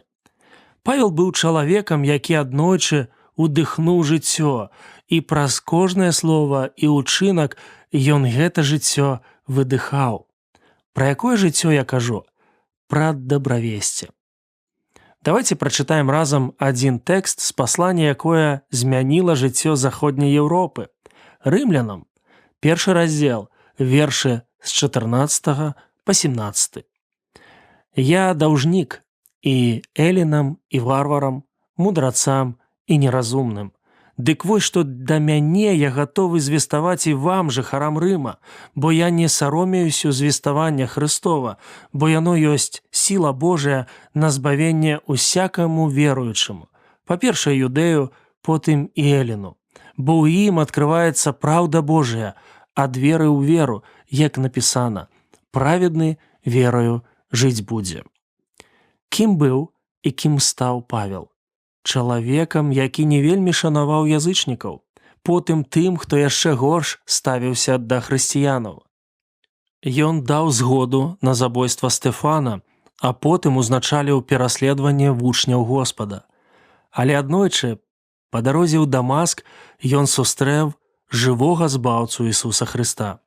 Рымскі грамадзянін па нараджэнню апынуўся ў добраахвотным рабстве. Калі мы чытаем першыя радкі паслання да рымлянаў, то пераконваемся, што для апостала Паўла абсалютная ўлада Бога значыла абсалютнае падпарадкаванне. Мы чытаем, што Павел пакуль жывы, жадае, гатовы і павінен несці дабравесце. Няўжо такое мерапрыемства стала для яго сапраўднай справай жыцця? Менавіта так. Ён зразумеў, што Богу патрэбныя сведкі веры. У яго і для нас з вамі ёсць глобальная і лакальная місія несці паслушэнства веры усім народам. Калі казаць простай мовай, то дабравесціць – гэта прапаведаваць жыццё. Як мы з гэтай місіяй спраўляемся? На што мы гатовыя дзеля яе? Пытанні, на якія няма лёгкіх адказаў. Пытанні, на якія адказы патрэбныя. Таму што хто, як неверуючы чалавек, можа сёння падзяліцца сваёй верай? Ведаеш больш? Раскажы таму, хто не ведае. Чаму нам варта сур'ёзна падумаць пра гэта? Адказ у прачытаных словах апостала. Ён лічыць сябе даўжніком перад людзьмі. Прызнаюся, што не люблю даўгі. Для мяне яны цяжар. І калі ёсць такая неабходнасць іх завесці, то імкнуся прыкласці ўсе намаганні, каб ад іх пазбавіцца. Быць вінным усім абавязвае. Павел думае пра тых, хто размаўляе на грэцкай мове, і тых, хто з'яўляецца чужаземцам. Ён перажывае за адукаваных і непісьменных. Ён клапоціцца і за рымскую царкву, якую не засноўваў, і вернікаў, якой ніколі не бачыў. Усе гэтыя людзі ў яго духоўным спісе. Ён лічыць сябе гатовым несці дабравесце. Як зразумець сваю гатовасць? Канешне, размова не пра інтэлектуальны досвед, фізычны стан, разуменне дэталяў місіянера-служкі. Павел кажа пра становішча сэрца, пра цвёрдае перакананне ў жыццёвай неабходнасці сваёй місіі. Яго не разумеюць, гоняць, пагражаюць, пераследуюць, б'юць, садзяць у турму. Але што кажа апостал? Я не саромеюся. Справа, якую я выбраў, настолькі важная, што я не магу адмовіцца ад яе. Так казаў некалі Неямія сваім супернікам, калі будаваў Іерусалімскую сцяну. Я заняты вялікай справай, не магу сысці. Справа спынілася б, калі б я пакінуў яе і сышоў да вас. Чаму? Таму што дабравесце ёсць сіла Божая на збавенне ўсякаму веруючаму, па-першае юдэю, потым і элену, бо ў ім адкрываецца праўда Божая ад веры ў веру, як напісана, праведны верою жыць будзе. Адказ просты. Па-першае, дабравесце – гэта сіла. Не, ніхто не будзе ў літаратурным сэнсе здзіўляць вас габрэйскай альбо грэцкай паэзіі. Магчыма, нават размову будзе весці чалавек, якому далёка да аратара. Павел і сам не лічыў сябе спрытным у слове, але сіла слова ў Божым слове. Павел параўноўвае яго з дынамітам. Пропаведь Евангелія здольная разбіць грахоўныя жаданні, думкі і справы. Хто крыніца такой сілы выратавання ад грэху? Вядома ж, Бог. У гэтым няма нічога новага для юдэяў, якія былі манатэістамі, і так шмат новага для грэкаў, якія ушаноўвалі шматлікіх багоў. Але Господ можа знайсці шлях да любога сэрца. Павел таму жывы доказ. Таму кожны прапаведнік павінен стаць прыкладам сілы. Па-другое, дабравесце – гэта ісціна. Евангелие – унікальная прапанова Бога людзям. У ім мы пазнаем ісціну пра сябе і ісціну пра Господа. Калі мы глядзім у люстэрка, нам становіцца страшна. Калі мы глядзім у нябёсы, у нас з'яўляецца надзея. Ісціна – маці веры. Мы чытаем у Паўла «вера ад слухання, а слуханне ад Слова Божага». Ісціна неабходна нам, таму што яна нараджае і памнажае ў нас веру. Прапаведнік павінен стаць прыкладам ісціны. Па-трэцяе, дабравесце – гэта жыццё. Добрая вестка – гэта пропаведь пра жыццё. Мы жадаем жыць і атрымліваць асалоду ад жыцця. Мы жадаем быць шчаслівымі, але колькі б мы не імкнуліся, у нас без Бога нічога не атрымаецца. У нас няма упэўненасці ў сучасным і будучым. У нас ёсць толькі смутнае мінулае, сумнае сучаснае і невызначанае будучае. Жыццё ж у Хрысце. Дабравесце ставіць у цэнтр Бога. Яно аддае яму голас і трон. Самая неабходная і моцная пропаведь – гэта ісціна пра жыццё. Яна калісьці змяніла маё сэрца. Я зразумеў і прыняў ісціну. А зараз жадаю сказаць усім слухачам, неважна хто ты, мужчына ці жанчына, неважна дзе ты, у краінах былога Савецкага звяза ці ў Еўропе, не так важна, якая ў цябе адукацыя, не важна, якога колеру твая скура, для Бога важна твая душа. Жадаеш яе захаваць? Тады паслухай словы, якія сталі для апостала Паўла справай жыцця. Вер у Господа Ісуса Хрыста, і ты будзеш жывы і збаўлены ад грэху. Я узнімаю руки до небес, з усмешкою щасливою на твары.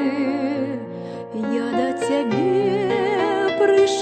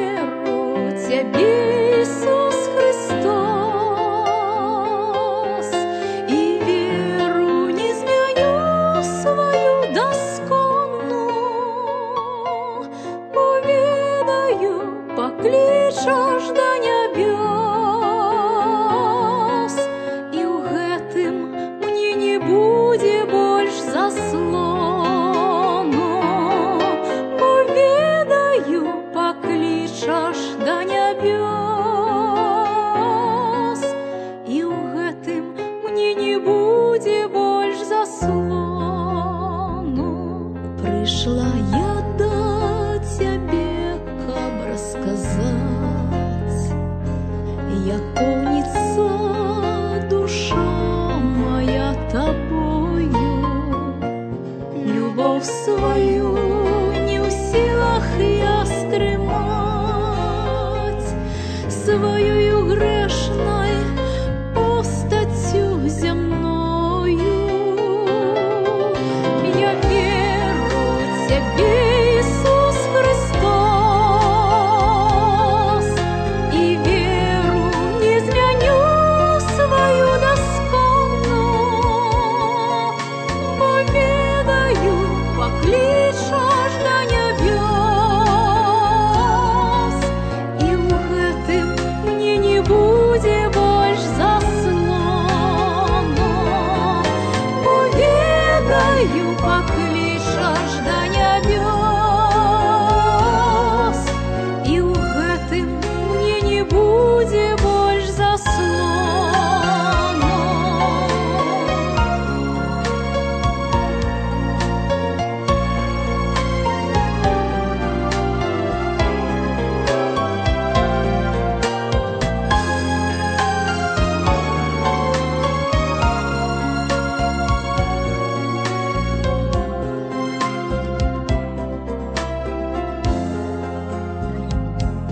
Гаротны той, хто не спознав Тебе, хто до небес стяжинку не шукає, хто в царство сатаны отдав себе,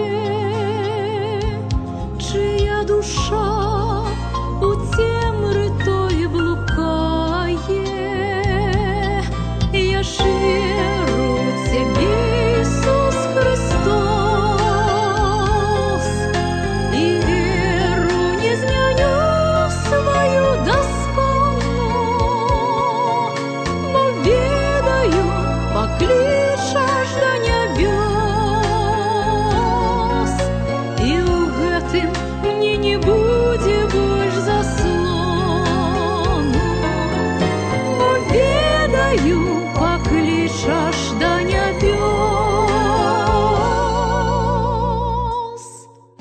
і ў гэтым мне не будзе больш заслону.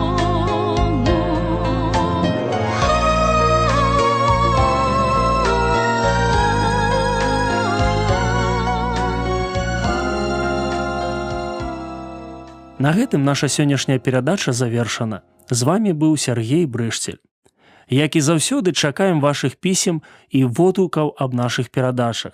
Пішыце, калі ласка, на адрас: праграма «Голас друга», паштовая скрынка 45, індекс 224020, горад Брэст 20, Беларусь. Да новых сустрэч на хвалях трансусветнага радыё. Усяго добрага, беражы вас Бог.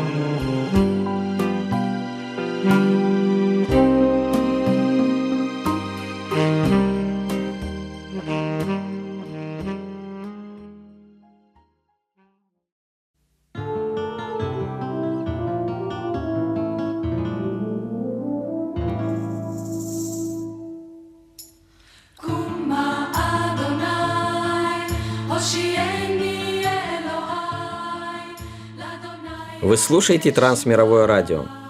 В эфире еврейская программа «Лерееха». Раби Шауль писал: «Каждый из нас должен угождать ближнему во благо к назиданию». Послание к римлянам, 15 глава, 2 стих. У вас есть вопросы? Мы поможем с ответами.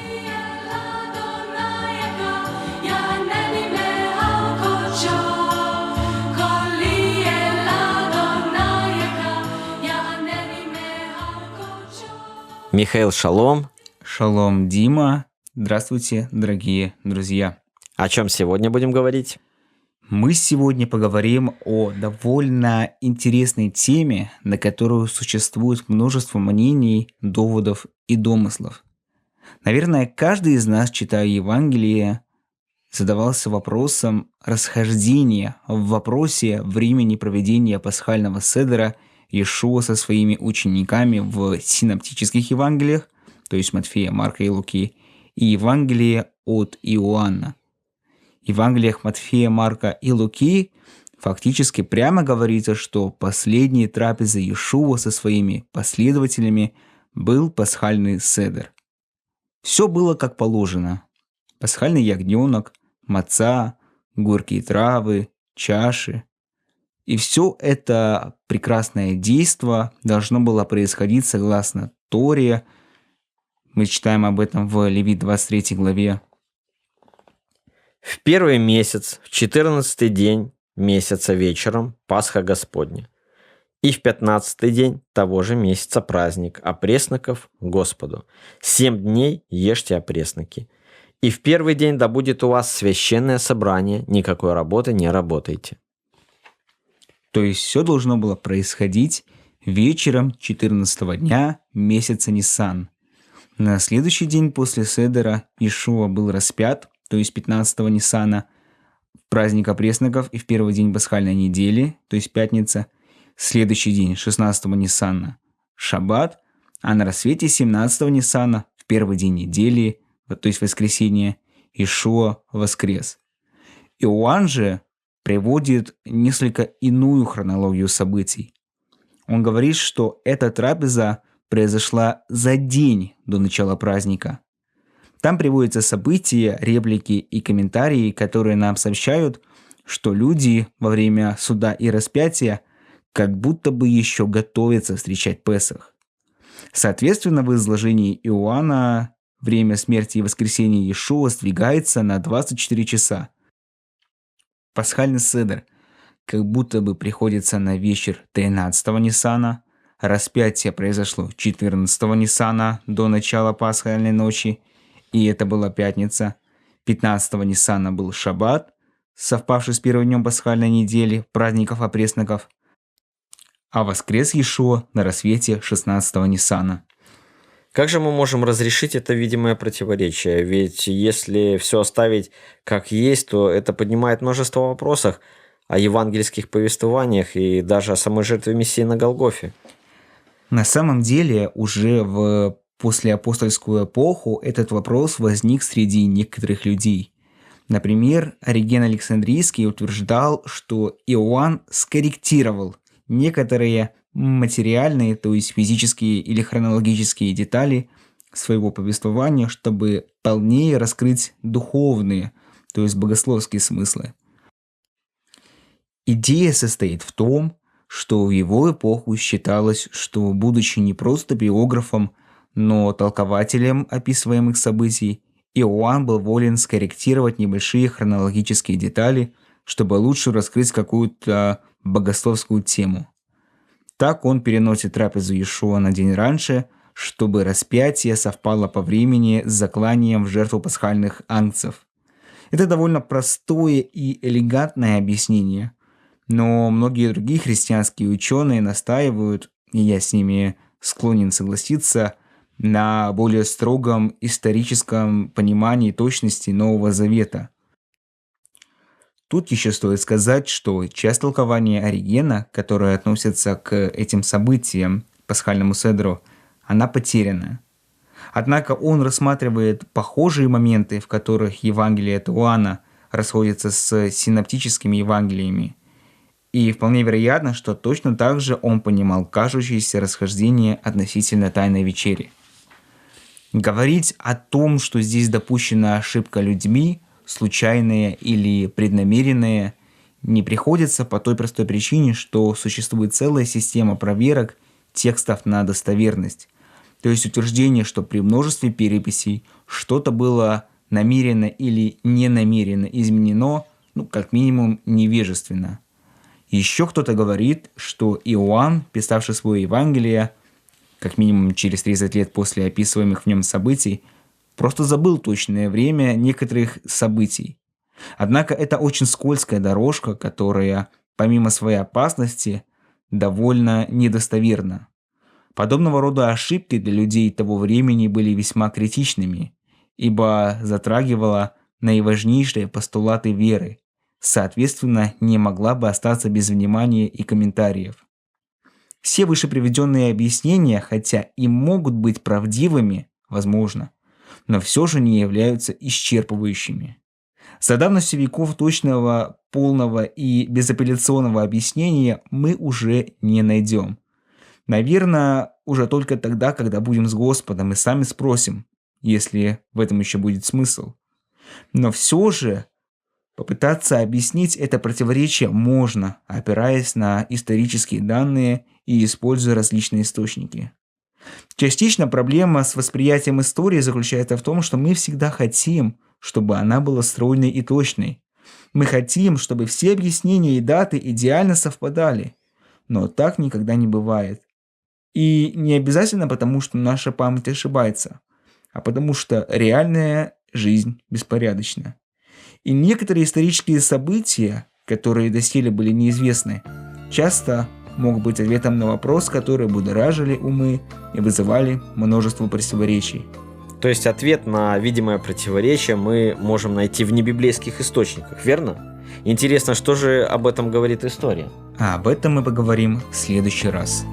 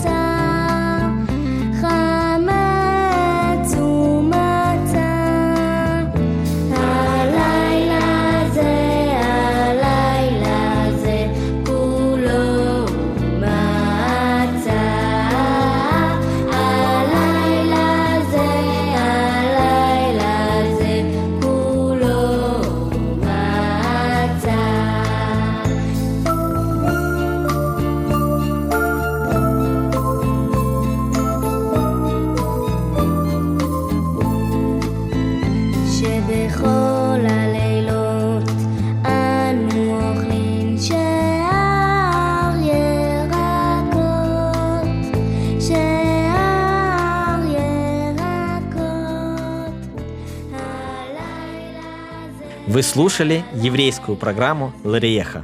С вами были Михаил и Дмитрий. Если у вас возникли новые вопросы на еврейскую тематику, пишите их нам по адресу Трансмировое радио, абонентский ящик 45, индекс 224020, город Брест, 20, Беларусь. Или на электронную почту rmtwr.by@gmail.com. Ищите наши беседы на сайте twr.fm. Шалом. Лаитраот. До новых и волнующих встреч.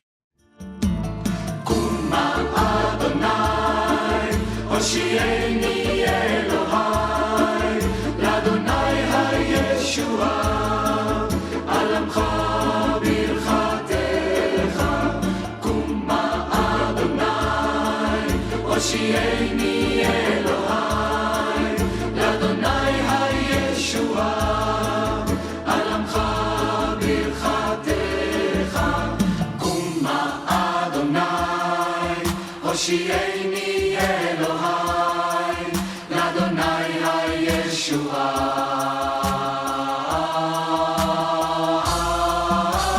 קומה אדוני, הושיעני אלוהי, לאדוני הישועה. על עמך ברכתך.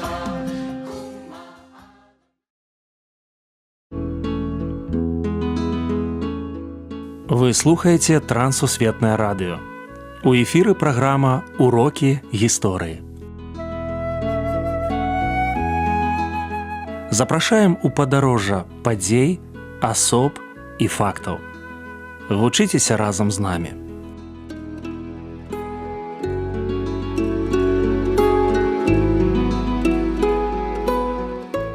Добрый дзень, сябры. Перад мікрафонам Сяржук Брыштель і кандыдат гістарычных навук Андрусь Унучак. Сёння мы пагаворым пра Першую сусветную вайну. Прывітанне, Андрусь. Прывітанне, Сяржук. Прывітанне, шаноўныя слухачы. Раскажыце пра беларускія землі напярэдадні Першай сусветнай вайны. Тэрыторыя Беларусі, яна была ў складзе Расійскай імперіі. У канцы 18 стагоддзя Расійская імперія разам з Аўстрыяй і Прусіяй падзялілі Рэч Паспалітую, і Беларусь была далучана да расійскай дзяржавы. Нашай гісторыі гэты перыяд такі складаны, супярэчлівы. З аднаго боку, канешне, Беларусь не мела ніякай аўтаноміі. Гэта было 5 губерняў, якія ўсе аб'ядноўваліся ў паўночна-заходні край. А з іншага боку, ўжо ў пачатак 20 стагоддзя пачынаецца нацыянальнае адраджэнне Беларусі. І гэта нацыянальнае адраджэнне, яно прывяло да таго, што з'явіліся беларускія газеты, беларускія часопісы, з'явілася першая мапа, як пісаў акадэмік Еўхім Карскі, беларускага племя. Это значит, карта беларускага народу з'явілася і былі акрэслены межы Беларусі. Вельмі важны момант, што наша насельніцтва, яно на той момант складала прыкладна 8 мільёнаў 800 тысячаў чалавек. І Беларусь, яна была краінай, пра якую мала хто ведаў, і самі беларусы мала ведалі пра сябе. Гэта перыяд быў назапашвання таких ведаў пра Беларусь самімі беларусамі. Але з іншага боку, таксама мы павінны прызнаць, што ў гэтым перыядзе будучыня Беларусі яшчэ многім уяўлялася цьмянай. Пачатак вайны і бежанства. Пачатак вайны, ён быў нечаканым. Як і любая вайна, ось Першая сусветная вайна, якая пачалася ў жніўні 1914 году, яна была нечаканай. Хоць многія казалі, што яна павінна пачацца ў 1908 годзе, пасля ў 1912 годзе, то бок прадказвалі, вось тады пачнецца. Яна пачалася ў 2014 годзе і пачалася нечакана.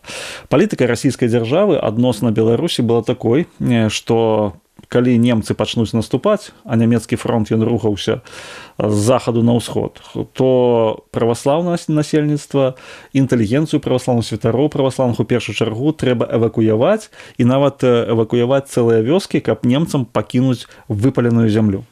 Выпаленая зямля, яна павінна была сведчыць пра тое, што увесь народ падняўся змагацца і што акупанты тут не знойдуць ніякай падтрымкі. У выніку апынулася 1,5 мільёны бежанцаў, якія апынуліся ў Расіі, частка з іх нават за Уралам, а тэрыторыі у першую чаргу заходняй Беларусі яны абязлюдзілі. Баявыя дзеянні на нашых тэрыторыях. Так, баявыя дзеянні праходзілі. У першую чаргу мы павінны сказаць, што ўжо ўлетку 1915 году фронт уступіў на тэрыторыю Беларусі. Асабліва вось вялікія баі былі вось каля гарадоў крэпасцяў, такіх вось як Горадня і Берасця. Вось Берасця лічылася берасцейская крэпасць, тут павінны былі быць разгорнуты баі, хоць такіх вялікіх не было, як пад Горадня, але ўсё адно вось гэтыя баявыя сутыкненні былі. Немцы прасоўваліся даволі хутка, і да восені 15 году яны занялі тэрыторыю заходняй Беларусі па лініі Дзвінск, Паставы, Баранавічы, Пінск. Ось была тэрыторыя на захад была нямецкая, а на ўсход была расійская тэрыторыя. Расійскае войска хацела 2 разы выбіць немцаў, асабліва вось у 1916 годзе, фактычна другая палова 1916 году, гэта былі баі пад Смаргонню. Калі казаць, з двух бакоў загінула каля 800 тысяч чалавек. Это велізарныя вось гэтыя баі, якія ішлі, можа быць, найбуйнейшыя на тэрыторыі Беларусі. Ёсць вялікія там расійскія могілкі, нямецкія могілкі. Баі вось 15-16 гадоў яны былі больш жорсткія, пазней пачалася пазіцыйная вайна. Таму, вось баявыя дзеянні тут праходзілі. Андрусь, не абысці ўвагы гэта пытанне беларускае таварыства пацярпелым ад вайны. Хто заснаваў і хто ўдзельнічаў? Калі пачалася вайна, то улады Расійскай імперіі забаранілі дзейнасць усякіх беларускіх арганізацыяў дазволілі толькі таварыства дапамогі пацярпелым ад вайны. Стварылі яго браты Іван і Антон Луцкевіч, яны ўдзельнічалі, Вацлаў Ластоўскі таксама быў. У гэтым таварыстве пазней удзельнічаў і Максім Богданович, удзельнічаў, напрыклад, вось Лявон Вітан Дубейкаўскі і шмат беларускіх дзеячаў, нават пастар вось Лукаш Дзякуцьмалей, каталіцкія святары удзельнічалі, Юльяна Менке. Вальдемар Гуша. Так, вялікая колькасць беларускай інтэлігенцыі ўключылася вось у гэтую працу. Што яны рабілі, чым займаліся? У першую чаргу яны дапамагалі бежанцам. Бежанцы, якія заставаліся нават без гарачага харчавання, удалёк ад сваіх дамоў, яны былі ў складаным становішчы. Значыць, арганізоўваліся бясплатныя сталоўкі. Пасля было тое, што размяркоўвалася пасяўное збожжа. І вось беларускае таварыства дапамогі пацярпелым ад вайны мела нейкую квоту. Можна было атрымаць там збожжа, каб пасеяцца проста. Таксама дапамагалі медыкаментамі. Вось за Віленскі шпіталь, напрыклад, было адказана якраз вось на это наша таварыства. Там працавала наша паэтэса цётка Алаіза Пашкевіч і гэтак далей. Пазней на тэрыторыі ўжо акупаванай немцамі арганізоўвалі беларускія школы. Таму самая шырокая дзейнасць, і ў Менску, напрыклад, гэта таварыства у самым цэнтры гораду знаходзілася, і яно нават выдавала свае інструкцыі, як дзейнічаць у той ці іншай сітуацыі. Таму захаваліся дакументы вось гэта таварыства. Падзел Беларусі і яго вынікі. Як я ўжо казаў, была падзелена на заходнюю і ўсходнюю частку, і вынікам было тое, што у Беларусі атрымалася як бы дзве розныя такія супольнасці. На адным баку, на нямецкім баку немцы дазволілі і выкарыстоўваць беларускую мову, беларускія школы, на расійскім баку фактычна ўсё было забаронена да лютага 17 году. Пасля лютаўскай рэвалюцыі сітуацыя змянілася. Ужо ў расійскім баку быў і беларускі нацыянальны камітэт, і беларускі сход, арганізацыі пачалі, а на нямецкім баку толькі асветніцкія арганізацыі, а на расійскім ужо палітычныя. І ўрэшце рэшт гэта ўсё злучылася ў 18 годзе, утварылася Беларуская Народная Рэспубліка. Ну і апошняе пытанне, уплыў Першай сусветнай вайны на гісторыю Беларусі. Уплыў каласальны. У першую чаргу трэба сказаць, што да Першай сусветнай вайны увогуле не было беларускай дзяржаўнасці. Мы былі ў складзе Расійскай імперіі.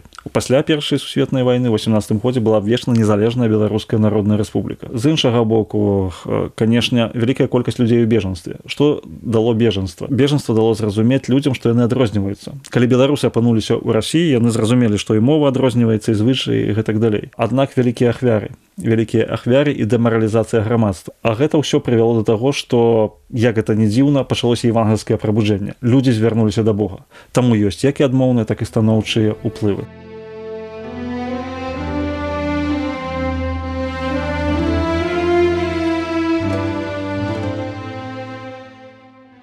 Першая сусветная вайна доўжылася 4 гады, 3 месяцы і 10 дзён, ахапіўшы 38 дзяржаў, дзе жылі звыш 1,5 мільярдаў чалавек.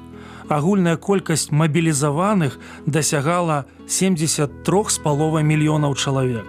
Яе крывавы вынік – 10 мільёнаў забітых і 20 мільёнаў параненых.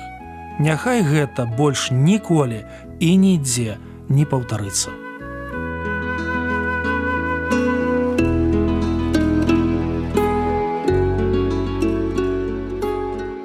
Дзякую, што далучыліся да нашага праекту.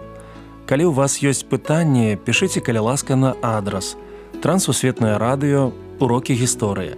Паштовая скрынка 45, індекс 22 40 20, горад Брэст 20, Беларусь. Шукайце нас на сайце twr.fm. Да новых сустрэч!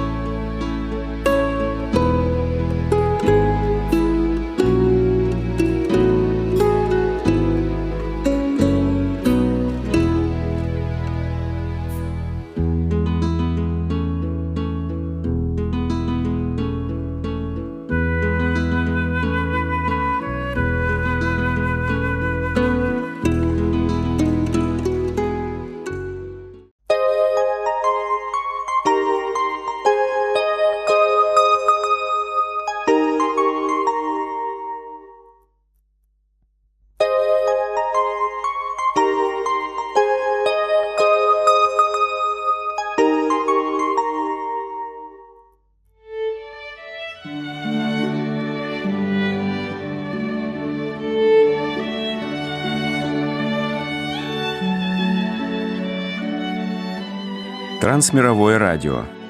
Программа «Навигатор». Ваш путеводитель по Библии.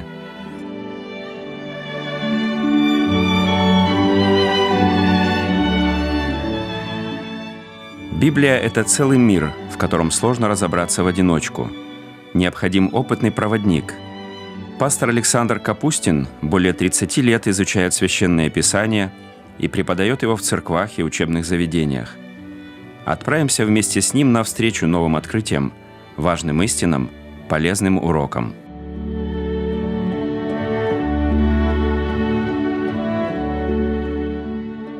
Библия – удивительная книга. Чем дольше я ее изучаю, тем больше восхищаюсь. И чем глубже в нее погружаюсь, тем интереснее она становится. Навигатор поможет проложить лучший маршрут.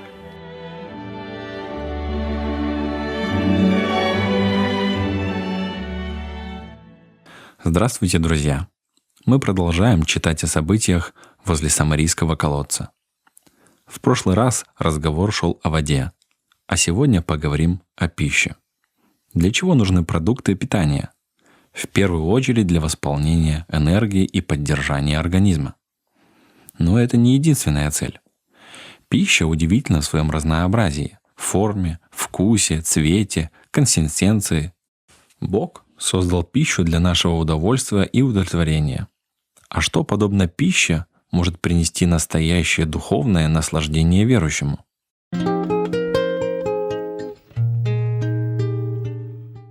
Приветствую, друзья!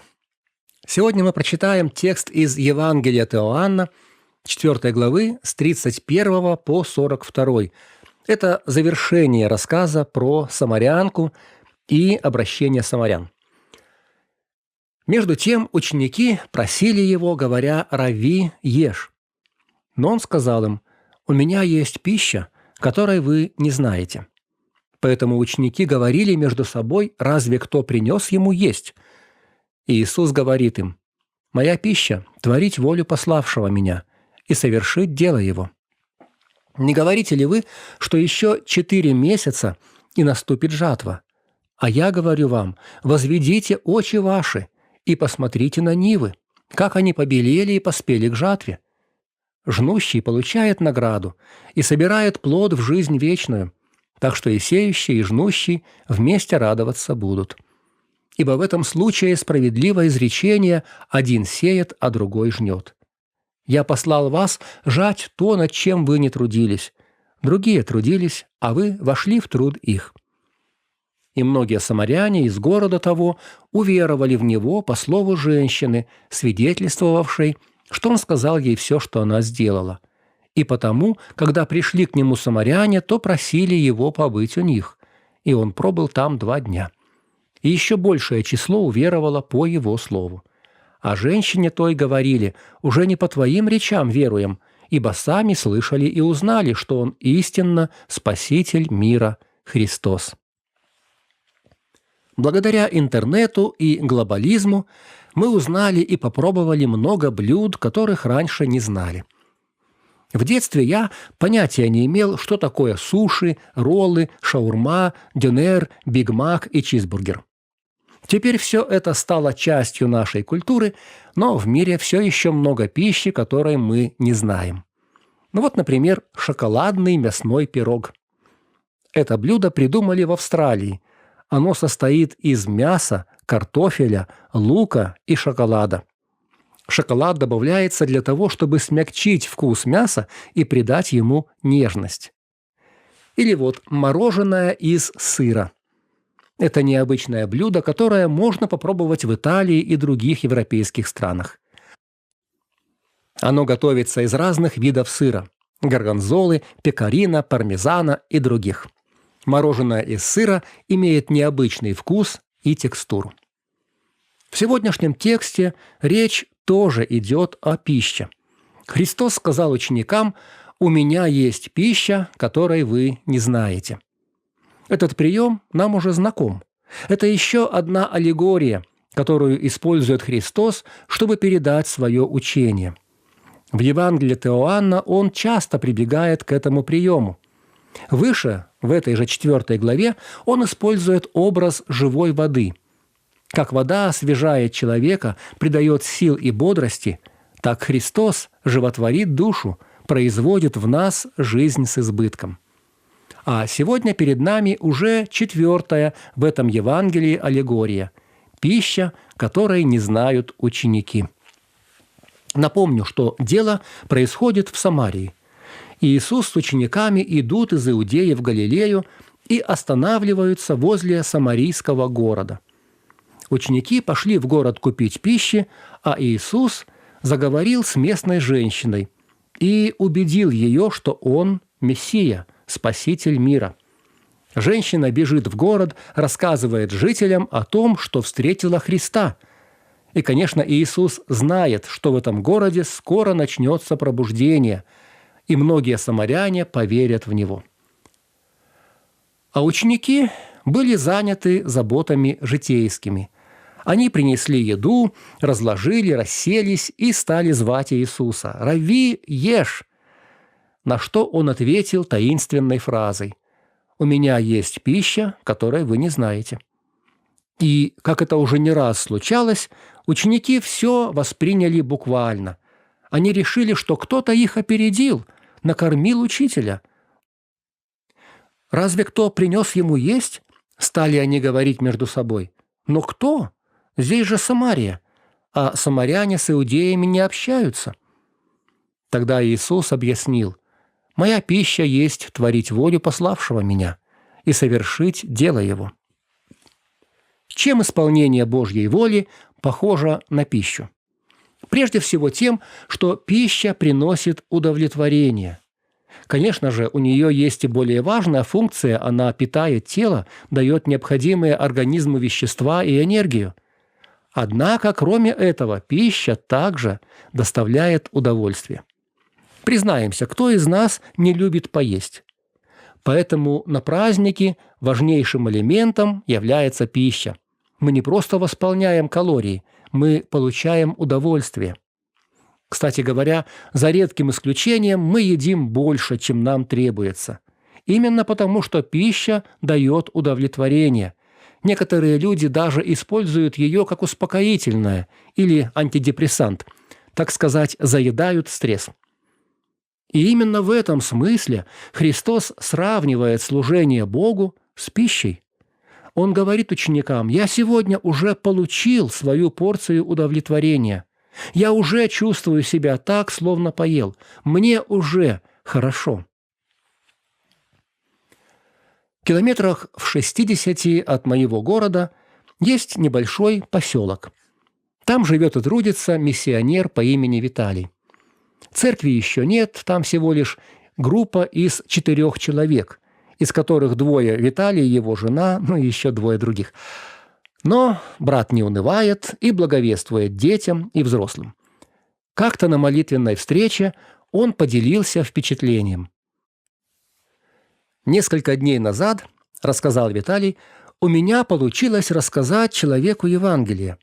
Такое нечасто происходит, люди обычно отмахиваются, а этот заинтересовался. Я рассказал ему все, что нужно, и что Бог создал наш мир, и что человек грешен, а Бог свят, что будет суд, а потом ад, что Бог открыл грешникам путь спасения через веру в Иисуса Христа, который стал человеком и умер за наши грехи». Мой собеседник внимательно слушал, а потом сказал: «Все это, конечно, интересно, но не для меня». «И знаете, братья, — сказал Виталий, — вроде я потерпел неудачу. Человек отказался от спасения, отверг Евангелие, а на душе у меня все равно радость. Почему бы это?» Я думаю, знаю почему. Потому что это была та самая пища, о которой говорил Иисус. Творить волю Божью, совершать Его дело. Результат при этом не принципиален. Конечно, было бы намного лучше, если бы человек уверовал, но и без этого Божья воля была исполнена, благая весть прозвучала, и это главное. Я думаю, всем нам знакомо удовлетворение от хорошо сделанной работы. Есть даже выражение «чувство выполненного долга». Как вы считаете, если мы исполняем Божью волю, то это такое же чувство или другое? Оно похоже, но все-таки другое. Есть существенная разница. Труд для Бога намного важнее, чем труд для семьи, для соседей, для друзей, для страны. Труд для Бога имеет вечное значение, а земной труд – временное. И труд для Бога вознаграждается благословением свыше. Поэтому и удовлетворение от служения Создателю лучше, чище и насыщеннее, чем чувство выполненного долга на земле. Ах, братья и сестры, знаком ли вам прекрасный вкус этой пищи – творить Божью волю? Получаете ли вы удовлетворение или даже, дерзну сказать, наслаждение от того, что совершаете Его дело? Или это, по выражению Христа, пища, которой вы не знаете? Но вернемся к ученикам. Когда вы услышали про шоколадный мясной пирог или про мороженое из сыра, о чем вы подумали? Мне, например, захотелось попробовать. И мне кажется, когда ученики услышали аллегорию Христа о пище, которой они не знают, им в голову тоже пришла мысль, как бы и нам попробовать такой пищи, как бы приобщиться. Поэтому Христос продолжил развивать эту тему. «Вы тоже хотите такой пищи?» – словно спрашивает он. «Что ж, поднимите глаза, посмотрите на мир. В нем полно этой еды. Знай, собирай. Не говорите ли вы, что еще 4 месяца и наступит жатва? А я говорю вам, возведите очи ваши и посмотрите на нивы, как они побелели, поспели к жатве». Учитывая то, что в те времена было принято рвать колосья, растирать руками, вы помните, то пища была прямо у них перед глазами. Во многих комментариях я читал, что когда Христос говорил эти слова, Он указывал ученикам на самарян, которые вышли из города и приближались к Нему. В те времена люди в основном носили льняную одежду, причем ткань выбеливали. Такая одежда отражает солнечный свет, в ней не так жарко. Толпа самарян в светлых одеждах, идущих через поле к Иисусу, была красивой иллюстрацией к Его словам. И вот здесь, друзья, хочу поднять вопрос, который волнует меня уже долгое время. Слова Христа «посмотрите на нивы, как они поспели к жатве» из года в год читаются на праздниках жатвы в церквах. Тысячи проповедников применяют этот текст к современности и авторитетно утверждают, что мир созрел для жатвы, и мы обязаны идти и собирать урожай, то есть призывать людей ко Христу, направлять их в церковь. Якобы Бог создал все условия, подготовил сердца, все, что требуется, это пойти собрать пшеницу в житницу. Так ли это? С одной стороны, мы действительно призваны проповедовать Евангелие. С другой стороны, что означает время жатвы? Означает ли это, что Бог всегда будет благословлять наш труд? Что всегда и везде будет обильный урожай спасенных душ? Что если церковь не растет, то это наша проблема, и нужно что-то менять, потому что урожай есть, да вот мы не умеем его собирать? В 2000-летней истории церкви были разные периоды. Были времена бурного роста. Например, в первые века, когда христианство удивительно быстро распространилось по Римской империи. Или время реформации, XVI век. Или так называемые пробуждения. А с другой стороны, бывали времена упадка, когда в обществе царило равнодушие, а то и вражда к вере во Христа. Это Средневековье, XVII век, вторая половина XIX, начало XX. Да и сегодня мы живем во время нового воинствующего атеизма. Число церквей и христиан в большинстве стран мира сокращается, а число неверующих растет. Можем ли мы утверждать, что сегодня время благоприятное и что нивы побелели и поспели к жатве? Осмелюсь утверждать, что да, сегодня время жатвы. Оно началось 2000 лет назад и будет продолжаться до второго пришествия. Давайте попробуем вникнуть в суть аллегории Иисуса. Главное событие в истории – это Его приход на землю. Под временем жатвы Господь подразумевает не периоды успеха, когда происходит пробуждение и к Нему обращаются тысячи. Под временем жатвы Христос подразумевает свой приход в мир. Все, что было до Его прихода, являлось подготовкой к жатве. Патриархи Ветхого Завета определили границы поля. Моисей своим законом распахал почву. Пророки засеяли ее семенами своих пророчеств. 1000 лет мир готовился к приходу Христа, как земледелец готовит поле к сбору урожая. Апостол Павел пишет в послании к Галатам: «Когда пришла полнота времени, Бог послал Сына Своего». Когда мир созрел для Евангелия, в него пришел Христос. Собственно говоря, это не только мое мнение. Августин, Иоанн Златоуст, Кирилл Александрийский, Кальвин, Цвингли, Меланхтон – все они считали, что под сеющими Христос подразумевает Моисея и пророков. Если не пророки были сеятелями, говорит Августин, то откуда женщина могла слышать о пришествии Мессии? Когда Господь призвал учеников поднять глаза и посмотреть на нивы, Он не имел в виду, что их труд обязательно будет иметь успех. Но Он имел в виду, что пришла пора пожинать то, что Божьи посланники сеяли в течение многих веков, что мир может принять Евангелие, и поэтому нужно благовествовать.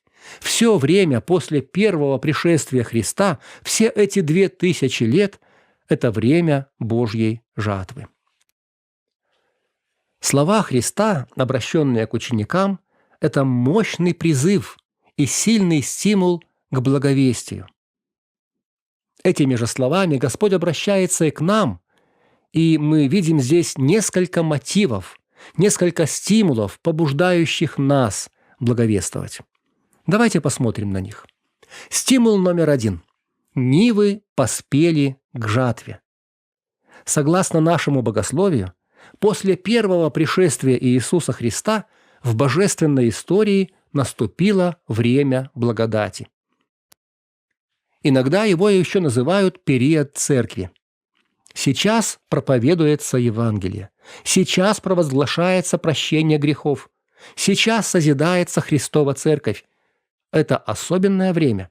Такого не было раньше, и оно не будет длиться вечно. Апостол Павел написал об этом времени знаменитые слова. «Сказано: во время благоприятное я услышал тебя, и в день спасения помог тебе. Вот теперь время благоприятное. Вот теперь день спасения». И мы с вами живем в это благоприятное время. Мы сами являемся снопами с этой великой жатвы. Мы, верующие, результат чьего-то труда. Но Бог также призывает нас стать и жнецами, идти в мир и искать там тех, кто откликнется на весть Евангелия. Да, в этой жатве могут быть периоды особенных успехов и времена неудач. Но в целом мир поспел к жатве. Миллионы людей испытывают духовную жажду и готовы принять живую воду, которую дает Христос. И многие тысячи ежедневно обращаются ко Христу, получают спасение. Господь сегодня прилагает спасаемых к церкви, если не у нас, то в других местах.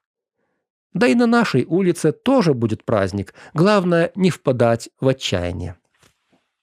Второй стимул, который предлагает Христос, за наш труд будет награда, а плод пойдет в жизнь вечную. Известный английский проповедник Чарльз Спержен рассказал эту историю о царе Кире, который завоевал Вавилон и освободил евреев из плена. Один посетитель, любовавшийся садами Кира, сказал, что они доставляют ему большое удовольствие. «Да», — ответил Кир, — «но ты не получаешь такого удовольствия от этого сада, как я, потому что я сам посадил в нем каждое дерево». И затем Сперджин замечает, одна из причин, по которой одни святые будут иметь больше радости в небесах, чем другие, заключается в том, что они сделали для небес больше, чем другие. Они смогли по Божьей благодати привести туда больше душ, посадить больше, так сказать, деревьев посреди рая Божьего. Эти слова должны заставить нас серьезно задуматься. Сколько людей окажутся на небесах благодаря нам? Давайте стремиться к тому, чтобы, когда мы придем в наш вечный дом, кто-то сказал нам: «Я так благодарен Богу за тебя. Через твое свидетельство, твою жизнь, твой призыв я сегодня здесь». Да, небесные радости будут самыми полными для тех, кто помог другим прийти ко Христу. Поэтому давайте делать все возможное, чтобы привести к Нему тех, кто заблудился в грехе. Это второй стимул для нашего труда, для благовестия. Будет награда. Эта награда пойдет в жизнь вечную, как плод наших трудов. И третий стимул для нашего труда. «Другие трудились, — говорит Христос, — вы вошли в труд их, сеющий и жнущий вместе радоваться будут». Если мы участвуем в Христовом труде, мы будем радоваться вместе с теми, кто участвовал в нем же, но, может быть, в другое время или каким-то образом способствовал нашему труду, дополнял его. О чем радуются ангелы на небесах? Христос отвечает об одном грешнике кающемся. А о чем радуются святые Ветхого Завета? О чем радуются Моисей, Илья, Самуил, Давид, Исаия, Иеремия? Они ведь тоже живы, знают, что происходит на земле. Они радуются тому же, когда люди обращаются ко Христу. Но почему они радуются? Среди прочего, они радуются тому, что это результат и их труда. 1000 лет назад они сеяли семена, когда писали закон и пророческие книги, когда проповедовали, готовили мир к пришествию Спасителя, а теперь они смотрят на итог и радуются, потому что их труд оказался нечтетен. Ориген писал: «Не радовались ли сеятели Моисей и Илия вместе со жнецами Петром, Яковом и Иоанном, когда видели славу Сына Божьего на горе Преображения?» И еще одно небольшое наблюдение в конце. Я назвал его «вера от слышания». Здесь мы наблюдаем довольно уникальный случай. Самаряне уверовали в Иисуса по слову. Вначале по слову женщины, свидетельствовавшей, что Он сказал ей все, что она сделала, а потом еще большее число их уверовали по слову Его самого. На протяжении всего Евангелия наблюдается другое явление. Люди верят, потому что видят чудеса. А здесь перед нами замечательное исключение. Самаряне поверили не потому, что увидели, а потому, что услышали. Им хватило устного свидетельства. Что они говорят женщине? «Уже не по твоим речам веруем, ибо сами слышали и узнали, что Он истинно Спаситель мира Христос». Слышали и узнали. Согласно Иоанну, есть два вида веры. Первая – вера от видения. Это если мы стали свидетелями чуда, и оно так нас впечатлило, что мы уверовали. Вторая – это вера от слышания. Если нам рассказали, мы это взвесили, обдумали и пришли к выводу, что сказанное правда, и поэтому поверили. Мы устроены так, что нам больше хочется увидеть. Лучше 1 раз увидеть, чем 100 раз услышать, правда? Нам кажется, так будет надежнее. Но на самом деле вера от видения недолговечна. Эффект, который производит чудо, довольно скоро заканчивается, и вера ослабевает. Яркий пример – израильтяне после исхода из Египта. Никто никогда не видел таких чудес, как они, и тем не менее почти все они погибли в пустыне за неверие. Когда Христос был на земле, Он совершал множество чудес. Люди все это видели, но много ли из них было настоящих верующих? С другой стороны, вера от слышания намного надежнее и тверже. Почему? Наверное, потому что здесь меньше задействованы эмоции и больше разум. Когда мы видим, то находимся под впечатлением. Поэтому и вера основывается на впечатлениях. Но впечатления мимолетны. Зато когда мы слышим, то больше думаем, больше рассуждаем. Поэтому и результат более долговечен. Думаю, это одна из главных причин, по которым Бог избрал своими основными инструментами Библию и проповедь. Ему ничего не стоило бы каждый день творить чудеса, но наш мудрый Господь знает, что для нас лучше. И Он сказал: «Блаженны невидевшие и уверовавшие».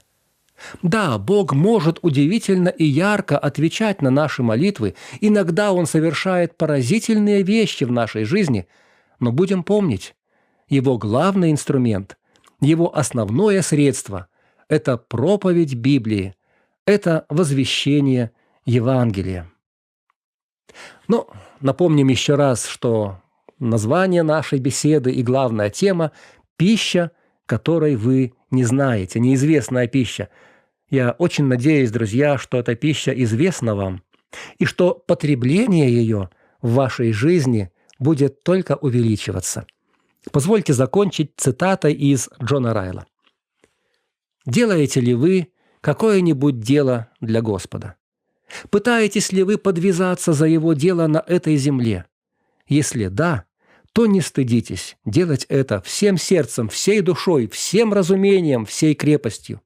Все, что ваша рука может сделать для души других, делайте. Пусть мир смеется, называя вас фанатиками.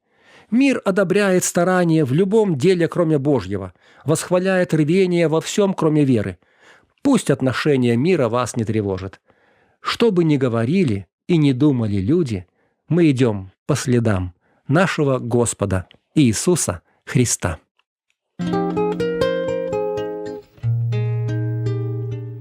Друзья, пусть каждый из нас познает прекрасный вкус исполнения Божьей воли.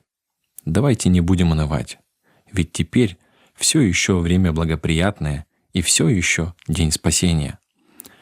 Как чудесно будет увидеть на небесах эти пожатые снопы, которые мы услышали и приняли слово свидетельства, и возрадоваться вместе с некогда сеявшим Моисеем и пророками.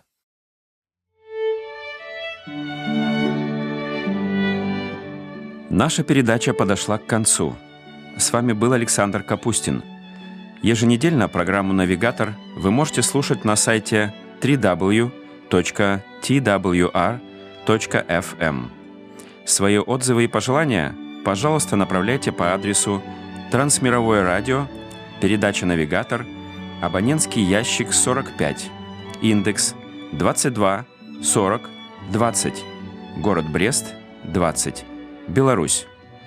Наш адрес электронной почты rmtwr.by@gmail.com. Звоните в будние дни с 10 часов до 18. Код страны 8 10 375. Код города 162. Телефон 32 10 68. До новых встреч!